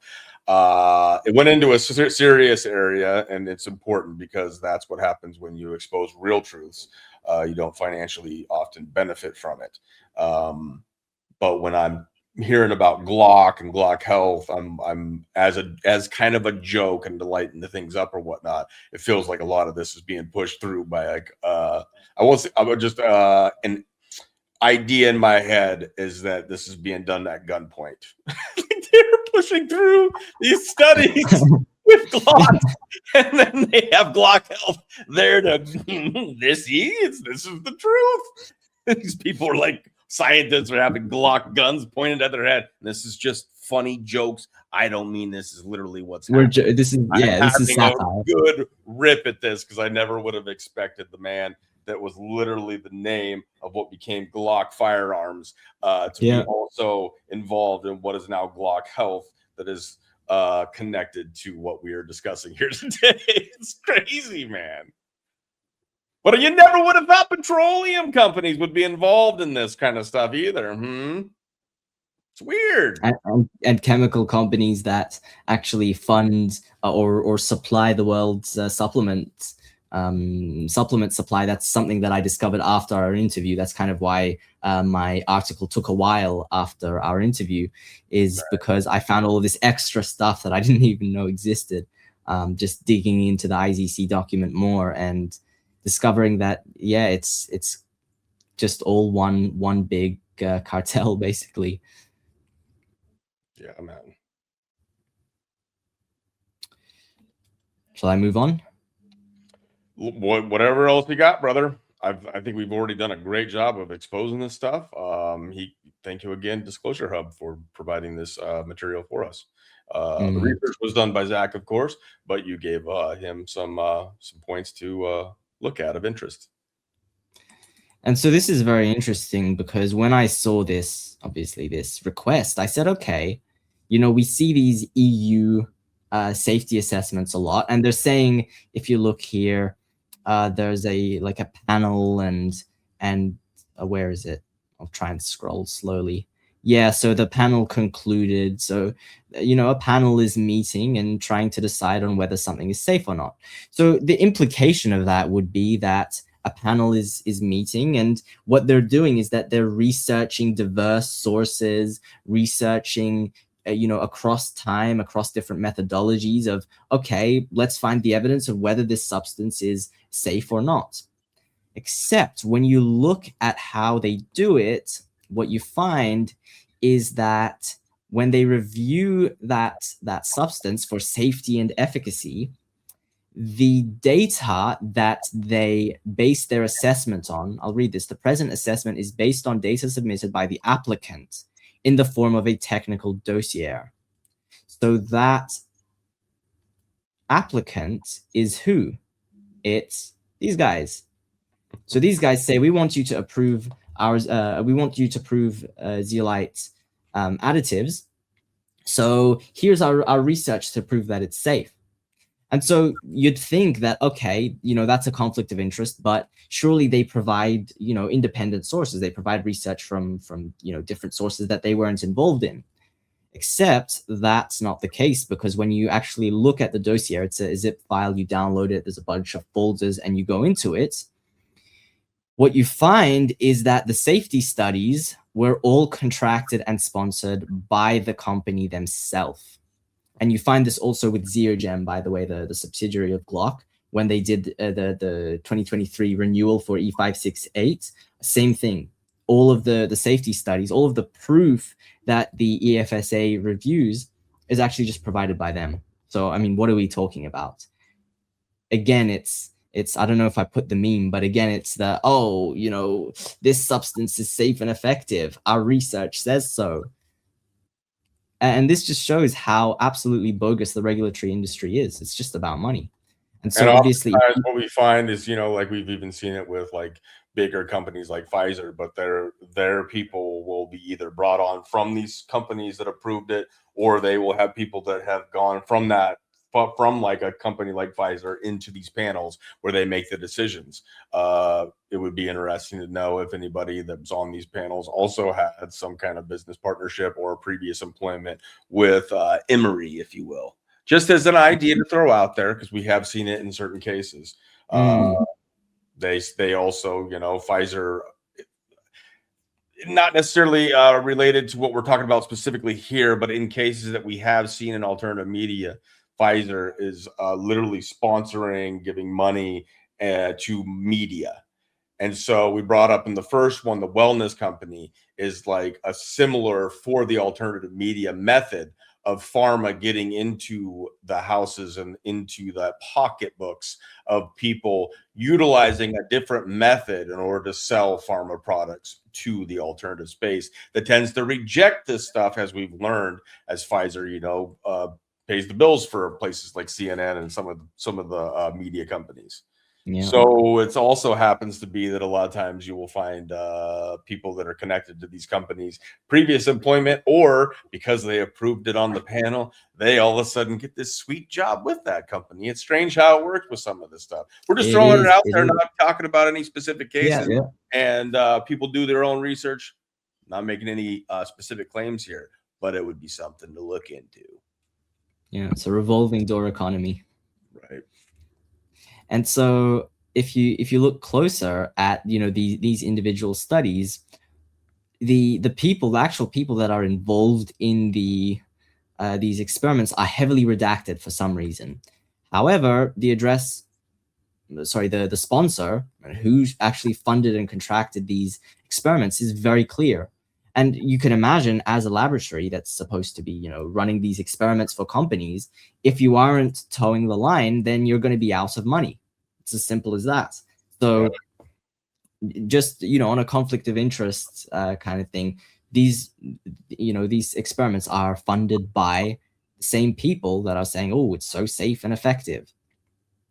And so, yeah, there's that. Emirus is probably not scared of, maybe they have to disclose this. I don't know. But even if they have to disclose it, or if they chose to disclose it, they don't give a shit because they probably have the money to send teams of lawyers after anybody. So they're like, bring it. Yeah, well, it's with all the EU stuff, it seems. So same thing with Zeogem. They ran their own experiments, their own studies. And it's like, oh, yeah, we tell you that our product is safe. Okay, yeah, I'll believe you, sure. And so that's the whole section. Do you want to do just a quick review? Like this was a big kind of rabbit hole from just... That would be excellent. People would really appreciate just a nice review of what we've gone over here today. That'd be awesome. This statement. Oh, do you want the whole thing? Because I was just going to do for this thing, like this section, the 4 points and then the information regarding these guys. Excellent. Yeah. So to put it simply, Mr. Guru said that that it's been used for 60 years. It hasn't. In veterinary safety, it hasn't. It was 1 or 2% in animal feed additive. And he said that this is the approval. When we actually look at these, how this approval works, it's actually the company that asks the EU to approve it and then provides the alleged proof themselves that it is safe. Right. And of course, let's not forget who actually wants to put zeolite into the animals that you eat. And so that's that part. So are we good to move on? Any comments? No. How many more points did he make? He cried quite a bit. I'm sorry. Is this taking too long? It's kind of... No, I'm just curious for time-wise what we're looking at here. I'm just are we like at a midway point? Is that where we're at? Probably about, yeah. Or okay, no, it's according to my scrolling thing, it's kind of towards a little bit past the halfway point. Okay, but yeah, perfect. Just let me know anytime, obviously. I can just like give the cliff notes or like the highlights. That's whatever works, obviously, also for you and your audience, whatever they would prefer as well. Yeah, but okay, let's this is a quick one. He says, oh, does it cause weight gain? And so he's putting this stuff, and again he references this, which is the same link. You might notice 571. It's the same link. And so again, why is Mr. Guru? So I did a control find to show you that it's the same link he posted 3 times. What is this? Why are you doing this, Mr. Guru? And so this is really my reaction. Like, is this man okay? Forget about zeolite. I'm just asking after your health, your mental clarity, because aluminium does mess with your head and your nervous system and your cognition. So this dude might be over there freaking Scarface snorting the shit out of a big old line of zeolite for all we know. Might be affecting his cognitive ability. Um, All jokes, just jokes, people. With this little dog. oh man, you really get me with those kinds of jokes. I could just picture him Scarfacing it up, just like, I love this shit. Fucking making so much money off this shit. Oh man. Yeah, so that's that. And then I really tried to look for this. It's an oddly specific number, 5.55. I couldn't find anything, any study where 5.55 grams of clinoptilolite was administered. Mr. Guru, Disclosurehub, you're welcome to share your. Please this time actually share real stuff if you have it. And also refrain from using generative AI, because this could be part of the issue, you know. If you can't think up the reasons why zeolite is actually and aluminium is actually safe, then perhaps don't sell it to people instead of trying to, you know, chat GPT it. I'm not saying he did, I don't know. But yeah, like I just, what other explanation is there for this other than aluminium toxicosis in the brain or chat GPT, or I don't know. I invite him to explain himself. And he also says, oh, it's not fascinating, except we just covered that literally that you know, zeolite additive is used for animals when the farm is trying to fatten them. So again, you're like, the information that you referred to and appealed to, Mr. Guru, literally proves you wrong. You need to go and look at the stuff that you're referring to. And so, yeah, we'll talk about this more in the future, but I couldn't help pass this up because he just gave it to me on a platter. And so then, okay, here he says and this is where you get, again, the repetition, repeating the same falsehood. He says, okay, you know, aluminium is locked in a crystal. We'll get to that. I take this literally phrase by phrase in this section. He's talking about an acid bath. And so he has this link. We'll look at that in a second. And again, my immediate reaction is repeating the same falsehood over and over again doesn't change the fact that it is false. You can repeat the same talking points as many times as you want. If they are irrelevant or untrue, they're irrelevant and untrue. And so let's scroll down here, see what I said. As discussed, there is no existing way to remove all aluminium from clinoptilolite without destroying the structure, because all zeolites are composed of aluminium and silica, exactly like Booma said. And so enhanced binding is irrelevant, right? So he's saying that, oh, you know, we're improving the, you know, the zeolite efficacy. We said it's safe, now it's more effective. And it's like, okay, well, that's irrelevant, because we're talking about a poison. I don't care if this poison can make me fly. It's a poison, so I'm not going to take it. And so then let's look at this study that he quotes, right? He cites. And it's this. What does this have to do with zeolite? Other than zeolite and vaccines are very similar, what does this have to do with zeolite? This has nothing to do with anything he was referring to. And again, I did a control find, and there's no mention of zeolite. Now, let's look at step by step the smaller phrases that he said here. He says that aluminium is locked in a crystal. And this, in the purest sense, is just doublespeak. It's language that pretends to communicate, but is aimed at making the unattractive appear attractive. And the word lock evokes this mental image subconsciously that the aluminium is under lock and key. It's in jail, it's in prison, it's caged up.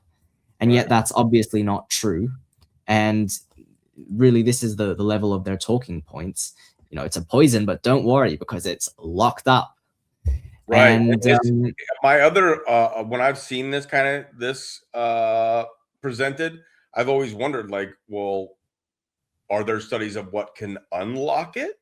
Could stuff that is in the body unlock it? Whether it was the stuff that we're being poisoned with already, whether it's stomach acids, whether it's certain supplements or certain medications that pharma gives us if is anybody at risk taking a certain medication or a certain supplement, or from the stuff that we already know that we're being contaminated with daily. Is that something that could unlock this? Do they do studies on that? No, they wouldn't want to do fucking studies on that. Who would pay for that study? Exactly. I just want to comment that my only response here is that your comment, Dorian, what you just said is going to age like the finest of wines in the future. I'm just going to say that. You're like seriously on the money. And so these toxins are chemically toxic. There's kind of this false premise where like aluminium is only bad if it's running around and it like has a toolkit of hammers and daggers and it's bashing up cells, but you know, when it's bonded to something else, suddenly it's just a good boy. And that's not the truth, because it's chemically toxic. And so I go and prove this and show how it's about chemical reactions and oxidative stress and, you know, their own science and studies, whether you want to subscribe to all of that or not. Their own research says that this is how aluminium works. It's not about free aluminium. It's about aluminium being chemically active and therefore toxic. And he also mentions like, oh, it's locked up, which means that, oh, you know, it's not released in the body, so your body can't, your guts can't absorb it. And you can look at other aluminium poisons that have supposedly very small, very low gut absorption rates, and you know, aren't bioavailable and are still extremely toxic. This is obviously what they put sometimes in deodorants and antiperspirants and whatnot. I think sometimes it's chloride, sometimes it's hydroxide, potentially. Don't quote me on that. I did the research on that a few years ago. But either way, you know, and we talk about, okay, aluminium hydroxide, that's, you know, this, right? Supposedly it has a super low absorption rate in the guts and it is still toxic. I even talked about aluminium oxide, and again, and so this kind of shows, you know, from a study what aluminium is doing in the body and why it is toxic. And you know, this may be shocking to Mr. Guru, but what if aluminium in any form is toxic? And what if we shouldn't put any aluminium in our body unless we can help it?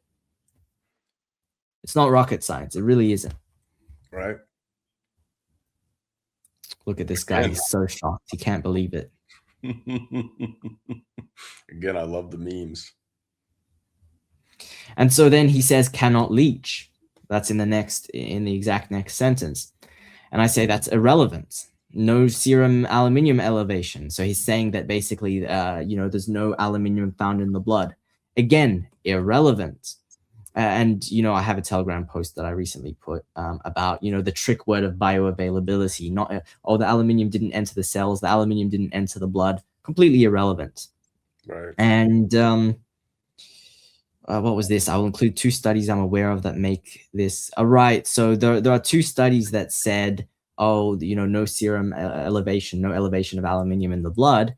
And look at this. One was funded by Panaceo and the other was funded by Glock Health. At gunpoint. Just joking. And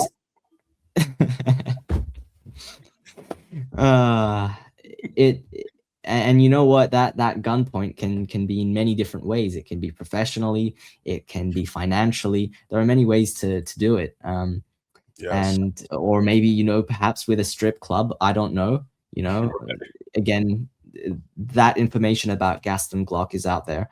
And so either way, a poisonous toxin is toxic, whether or not it enters the bloodstream or not. That's not rocket science. And so, yeah, I discuss more about absorption.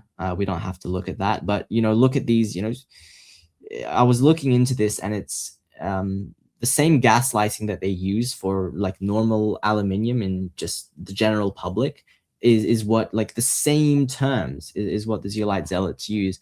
They'll use stuff about like how it, you know, it's not absorbed, how it's sometimes they'll use the word inert, sometimes not. They'll say it's they have a specific way of saying like it's not digestible and it's stable and something else.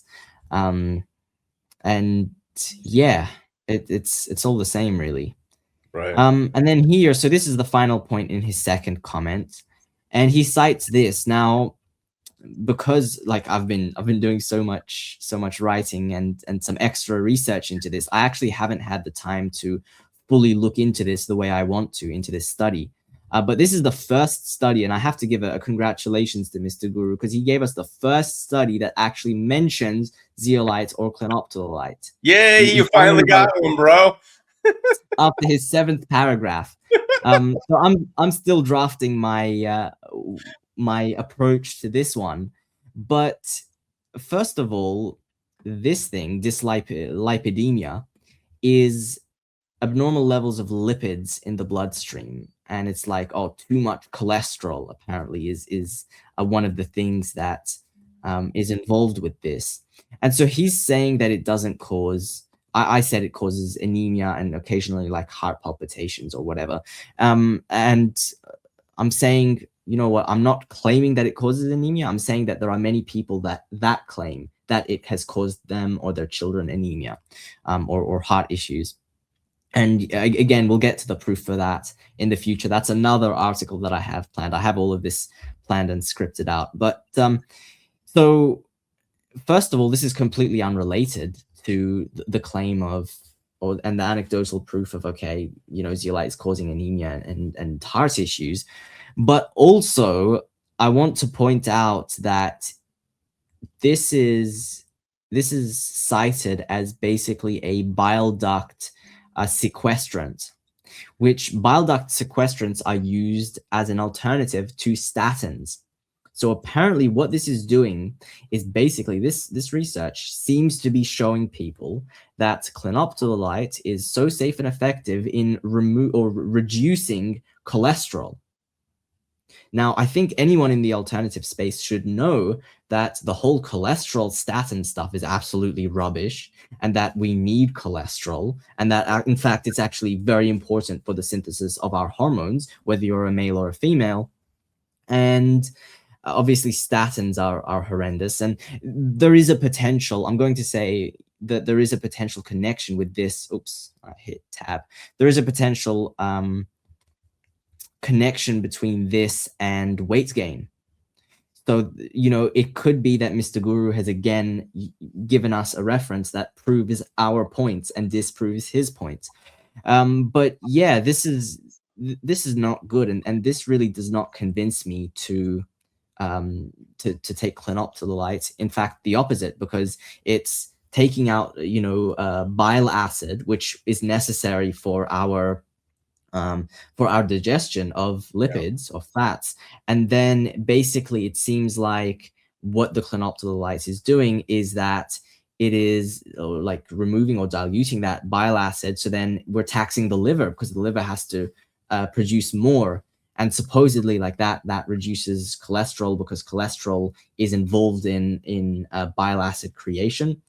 And so this to me looks very nasty. And in the final article, I'll give, you know, a little bit more of an explanation there.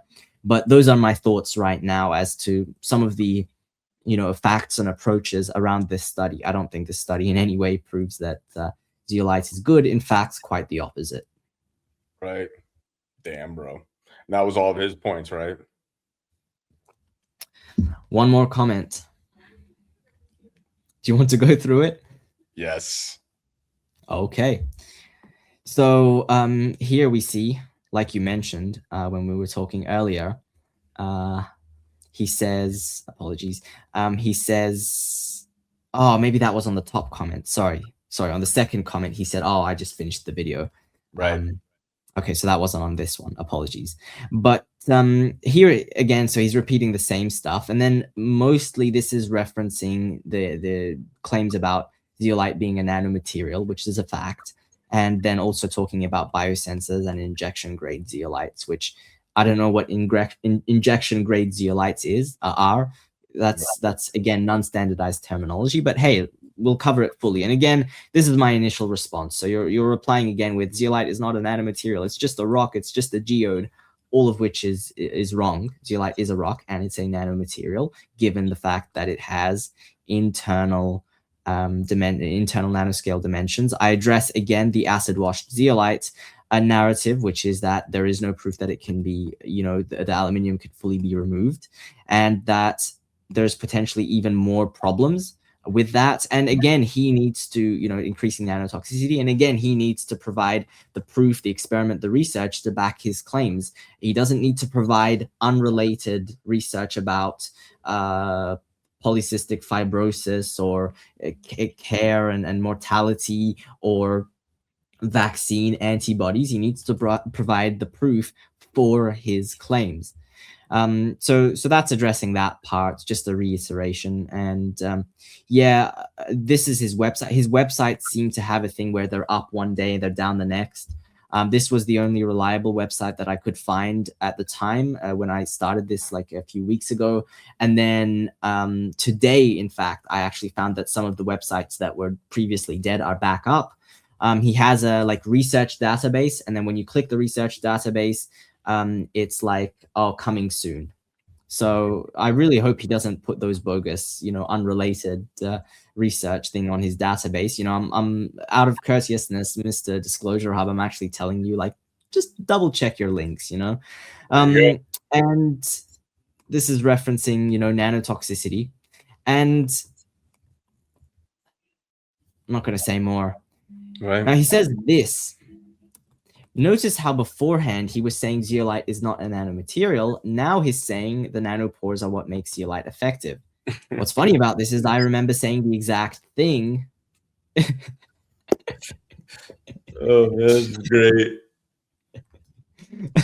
Why does zeolite bind to things to begin with? Why is zeolite used in industrial chemical processes, in wastewater sludge and sewage and whatnot? It's because zeolite has these abilities, ionically, to bind to cation ions because it is a nanomaterial. That's nano size and surface area, and those nanoscale phenomenon are what makes zeolite able to do the crazy, wacky, and horrendous things that it does. Why does zeolite bind? So there it is. And You so might already have him on the nano. run, man. He might be kind of freaked out a little bit. I don't know. Some of this information's getting out there. That first video did pretty good, and just the fact that he weighed in made him, I think, showed that he's a little nervous about what you exposed. Hey man, I'm just going through what he said. And so earlier he said it's not nano, and now he's saying, oh, it is nanoscale, but it does have nanoscale dimensions, making it a nanomaterial via as per the definition of the International Standards Organization, but he's saying it's not toxic. And so he comes up with this kind of irrelevant thing, which is like, oh, it's a sponge. These are just holes. This is kind of a starting to become a common irrelevant excuse, which is like, oh, but these are pores, so they're holes. It's just empty space. And so this is blatantly incorrect because, first of all, obviously, nanoscale properties are not limited to 100 nanometers or 1,000 nanometers. All definitions of nanotechnology based on size or dimensions should be dismissed. Why? Because sure, you have internal, you have the component of internal nanoscale dimensions. So this microporosity results in high surface area, and this nanotoxicity is related to the high surface area and resulting chemical and biological reactivity. And there's plenty. I picked only 2 or 3 sources. I had 6 or 7 or more even that I could have referenced, but I didn't want to overwhelm. The large surface area of nanomaterials results in their increased chemical reactivity and biological activity. Those nanopores, nano-sized pores, are increasing the surface area. That's why zeolite binds to stuff, and that inherently is causing this toxicity. Greater surface area causes higher chemical reactivity. Surface area is a key factor to their intrinsic toxicity.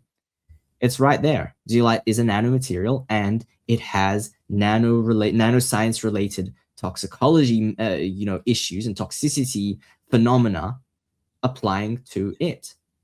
Simple as that. And so if you want to use that analogy of a sponge, sure, when the holes, the pores in the sponge are spewing out poison and corrupting everything they touch, yeah, it is toxic. He says this, which is just incorrect because high surface area of aluminium and silica equals high biological reactivity, which is toxic. He says micronized zeolite cannot enter cells, which is irrelevant. It's still toxic, whether it enters cells or bypasses the gut or whatever it is, still toxic. A poison is a poison. He says the nanotoxicity studies you're referencing apply exclusively to synthetic nano. And I'm just laughing here. Again, he repeats the lie that, or sorry, the falsehood, not the lie. I don't know his intention, just the falsehood that zeolite is a geode, which it's not. And so he's repeating again the acid washed stuff, sorry, my mouth is getting a bit dry, the acid washed narrative. Yep. And hang on, I'm going to take a sip of water. Been talking a lot. Yeah, you go for that. But when you try to conceptualize the idea of it being like a sponge, so say you have a ball with the surface area just being on the outside of the ball. Now you're talking about a ball that's filled with pores, increasing the surface area because of all of the inner workings of what is the surface and porous. Is that what makes nano so dangerous? Is because at that scale it does very strange things? Exactly. That's one of the biggest contributors to nanotoxicity. Sure, there are other issues with nanotoxicity, but that is the main one. And that is, if you look at the literature, surface area and chemical and biological reactivity results in the creation of free radicals, oxidative stress, what they call reactive oxygen species. And so what this is doing is it's interfering with all of the biomolecules and signaling like kind of data messengers in the body, and it's causing this chemical reactivity and this toxicity and interfering with chemical reactions and interfering with the natural signaling in the body. And what I believe is that oxidative stress is actually a signal that the body uses to say, hey, this is toxic. In mainstream kind of medical understanding, what they'll say is this oxidative stress is causing the damage. It's the reason that there's this damage to the cells. What I would say is that whether that's true or not, that those reactive oxygen species are warning the body that there's this toxin, and they bring the bodily defense cleanup mechanisms to come and try and clear the toxin out. So that's some kind of more interpretive alternative views on how this works. But yeah, it's completely universal in that, like it's just a fact. And if Mr. Guru just looked at like why are nanomaterials toxic, looked at just a basic half an hour nanotoxicology lecture, he would know this. And yeah, look at these sources, do your own research, and yeah, it's quite clear. Again, zeolite is not a geode. I don't know if Mr. Guru has studied nanotoxicity before, but it doesn't seem like he has. Please, Disclosurehub, educate yourself. You have a big audience. You have a lot of influence. Do what's right and learn the meaning of words. Learn the science before you say false things. And then here you have, again, he hasn't provided any valid proof for his claims. And again, there is no proof that you can remove aluminium from clinoptilolite 100%. Another really fun one that he said is big pharma's injection grade, whatever that means, zeolites and biosensors use synthetic nanoparticles. Notice how he didn't say only synthetic, but I guess it's implied. That's what our subconscious hears, is that, why would he say that otherwise? It's only synthetic. So let's take a look at this. Again, Google this, find it for yourself. I have the source in the article, check it out. You have a biosensor using natural zeolite clinoptilolite. So what's that about? Right. I don't know why he's so confident saying these things. Just quick Google search, man. We have this, an electrochemical sensor using natural zeolite and graphene oxide. You have this, natural zeolite and its photocatalytic usage and activity. You have this here, which is clinoptilolite incorporated with some other stuff as a sustained delivery system for a chemotherapy drug. Right. So he's trying to imply and make you think that they only use synthetic and natural, therefore, in a way, is good, because pharma bad, juice bad, what they inject into you bad, they use synthetic. And then here's all these studies where they're actually using exactly what he's promoting, which is the natural clinoptilolite. Someday maybe I'll actually be able to say it, but that's what it is. Exactly, and like, I mean, the topic of clinoptilolite and the juice is another for another article, a future article. But is this, is chemotherapy drugs what Mr. Guru wants to promote and tell people is so wonderful? Right. It's just, I mean, please, like, just take 10 seconds before making these statements. Disclosurehub, like, I'm at this point, I'm looking out for you, man. I'm advising you on, like, please just do some research before saying these things, because you've made it way too easy for me to just go through all this and be like, nope, false, irrelevant, false. And so he continues this was also another wild one. Oh man. He said natural zeolite would need to be crushed to billionths of a meter, which is technically near impossible and economically absurd. So notice he said near impossible and economically absurd. So we'll ignore this. You can read that in your own time if you like. Now, making nano-sized powders, making materials nano-sized actually isn't economically absurd. It's called milling. And I've included some... You showed me this one before we started recording, and I was like, man, this is a common practice. This is crazy. And so, I've included some sources for Mr. Guru to actually look it up and educate himself. But yeah, and it certainly is economically profitable because your supplements, makeup, cosmetics, sunscreen, baby formula, and many food products contain nanoparticles that are often from, powdered formats. And so if we look at it, nanopowders are actually pretty cheap. You can get a kilogram of nano zeolites for $20 from Alibaba. It's pretty good, pretty cheap. I wouldn't say that that's economically absurd. $20 for a kilogram. How about this? 900 kilograms of nano zinc for $1,500. A ton for $1,500. I think that's pretty cheap. 1 kilogram for $30. Nano titanium dioxide. That's not economically absurd. That's economically viable and profitable. And so he also says here, another crazy claim, 99% of nanosized zeolite is synthetic because creating true nanoparticles from geodes. Again, he lied. He said a falsehood. Sorry, he didn't lie. I'm not claiming that he lied. That's just factually a falsehood. Look how kind we're being here, guys. Look how kind we're being to Mr. Disclosurehub. We know so much more. We can do so much more. We're not trying to be complete assholes. We're just trying to point out that you're full of shit.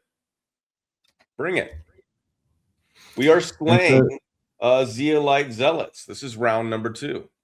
Who else wants to step up to the plate after this one? Looking forward to it. Please, I want to debate you guys. I want to debate you live. All right, we will do it live. I don't know whether we need to find, let's say, somebody that's unrelated. That's right. They don't want me hosting that, but I would love to. But I'd understand why they wouldn't want me. But if we could find an unbiased or third party that would want to host it for whatever reason, that's probably the way that you need to go about that part of it. But I would love to watch it as just a viewer and to see them squirm, because this is it's pretty I've said it multiple times, man, but this research is second to none on this topic. I never even gave it too much of a thought, and as you continue to point this stuff out, I'm like, dang, man, like the information is out there, it is researchable, and you get past these fallacies and get past the talking points, even in alternative media, like we're showing here with alternative media. People that have much more influence than us are pushing this kind of stuff. It must be economically profitable for them. Otherwise, I don't know why they go so hard in this direction. But right here, it's just it's blowing me away, man. And again, well done. Thank you. Yeah, so we're almost at the end here.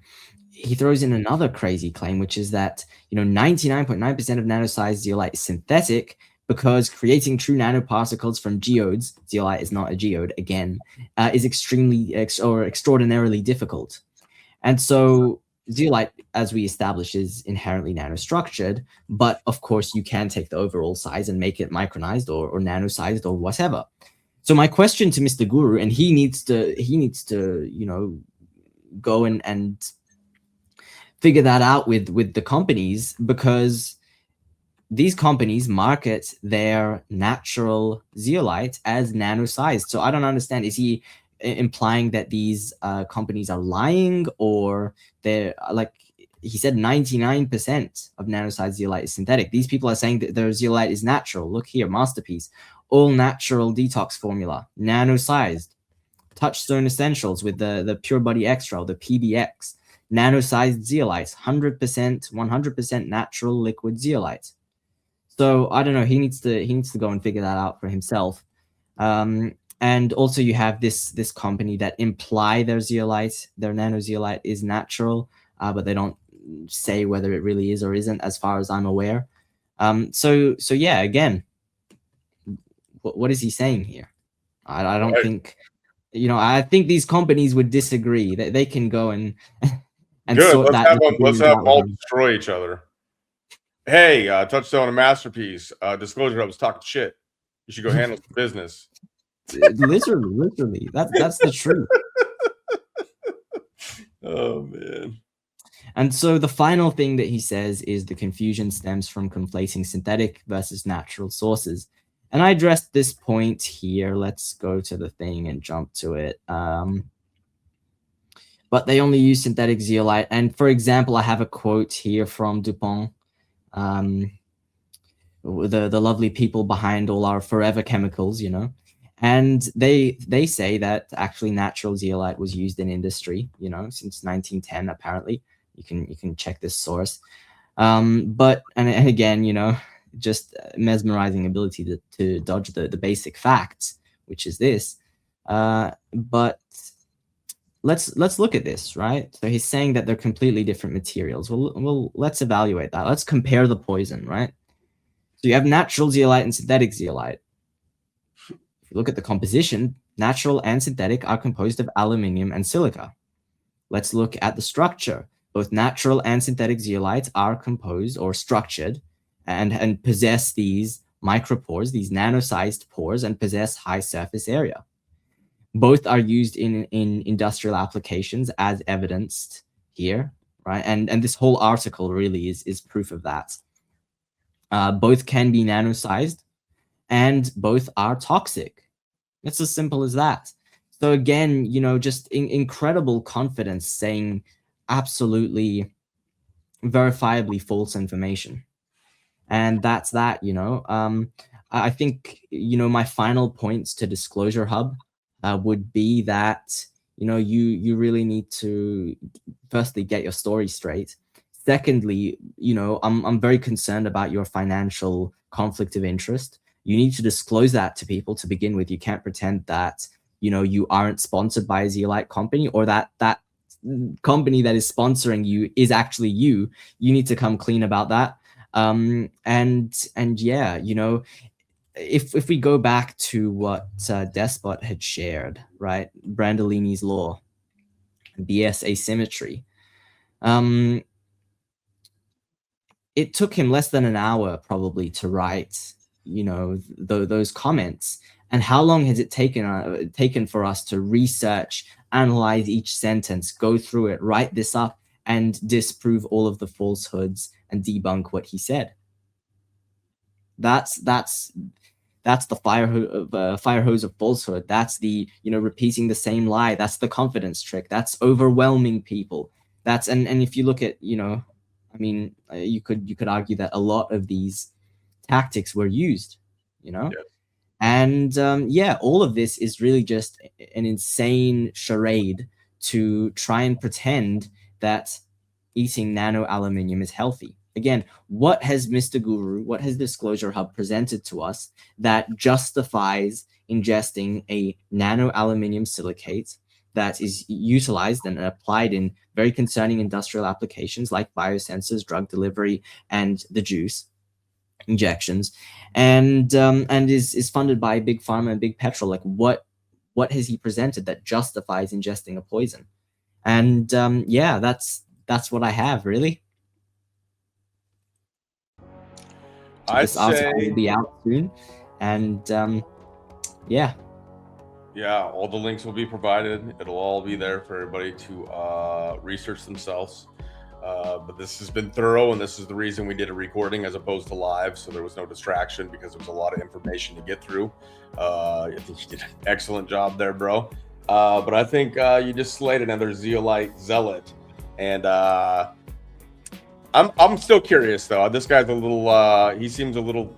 Like he wants to get in there a little bit. Maybe more of a keyboard warrior, probably. I doubt he'll debate you, but I expect some answers from old Disclosurehub, if you will. GK, I think is what he's going by. Golden knowledge. Is it golden? Yeah. Is it zeolite knowledge? Is it a white powder? Are you Scarface snorting your own supply, bro?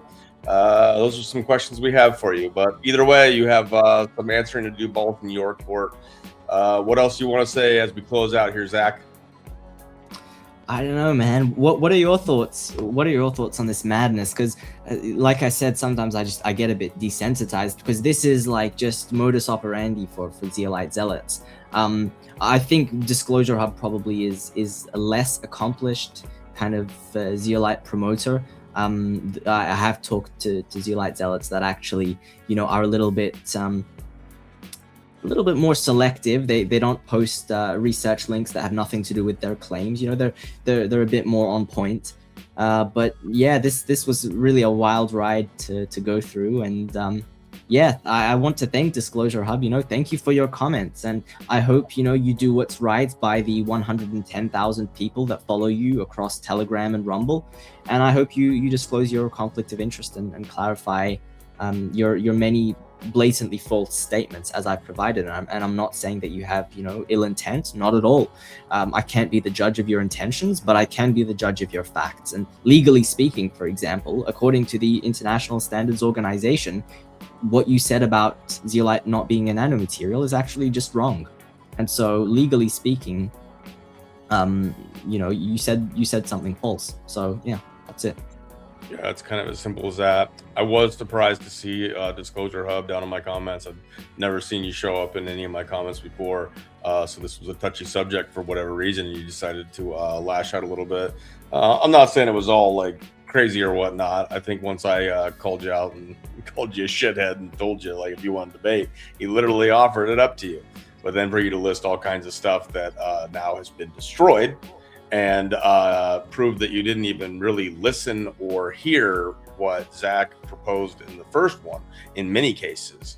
I've seen this all along my journey of exposing whether it was the Q stuff, whether it's the continuity of government and devolution bullshit, some of the stuff that's been pushed, the truther movement, and then you have the fake health PA-Triate doctors making tons of money off bullshit.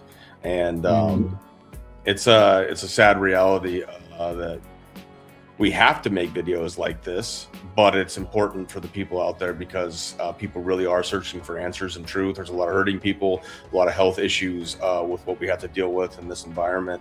And so everybody will always say, all these liars and cons will tell you to do your own research while knowing that you won't. And Zach here has done the research for you and made it simple and organized and linked to sources. And so when somebody like Disclosurehub comes in and pushes all this fire hose of information on you that when you just break it down doesn't make sense and just is plain wrong, that's been pointed out clearly, plainly, and now you will have more resources to be effective in making better choices for you and your family. So other than that, Zach, I think we can land our plane here and then look forward to seeing what kind of response we get.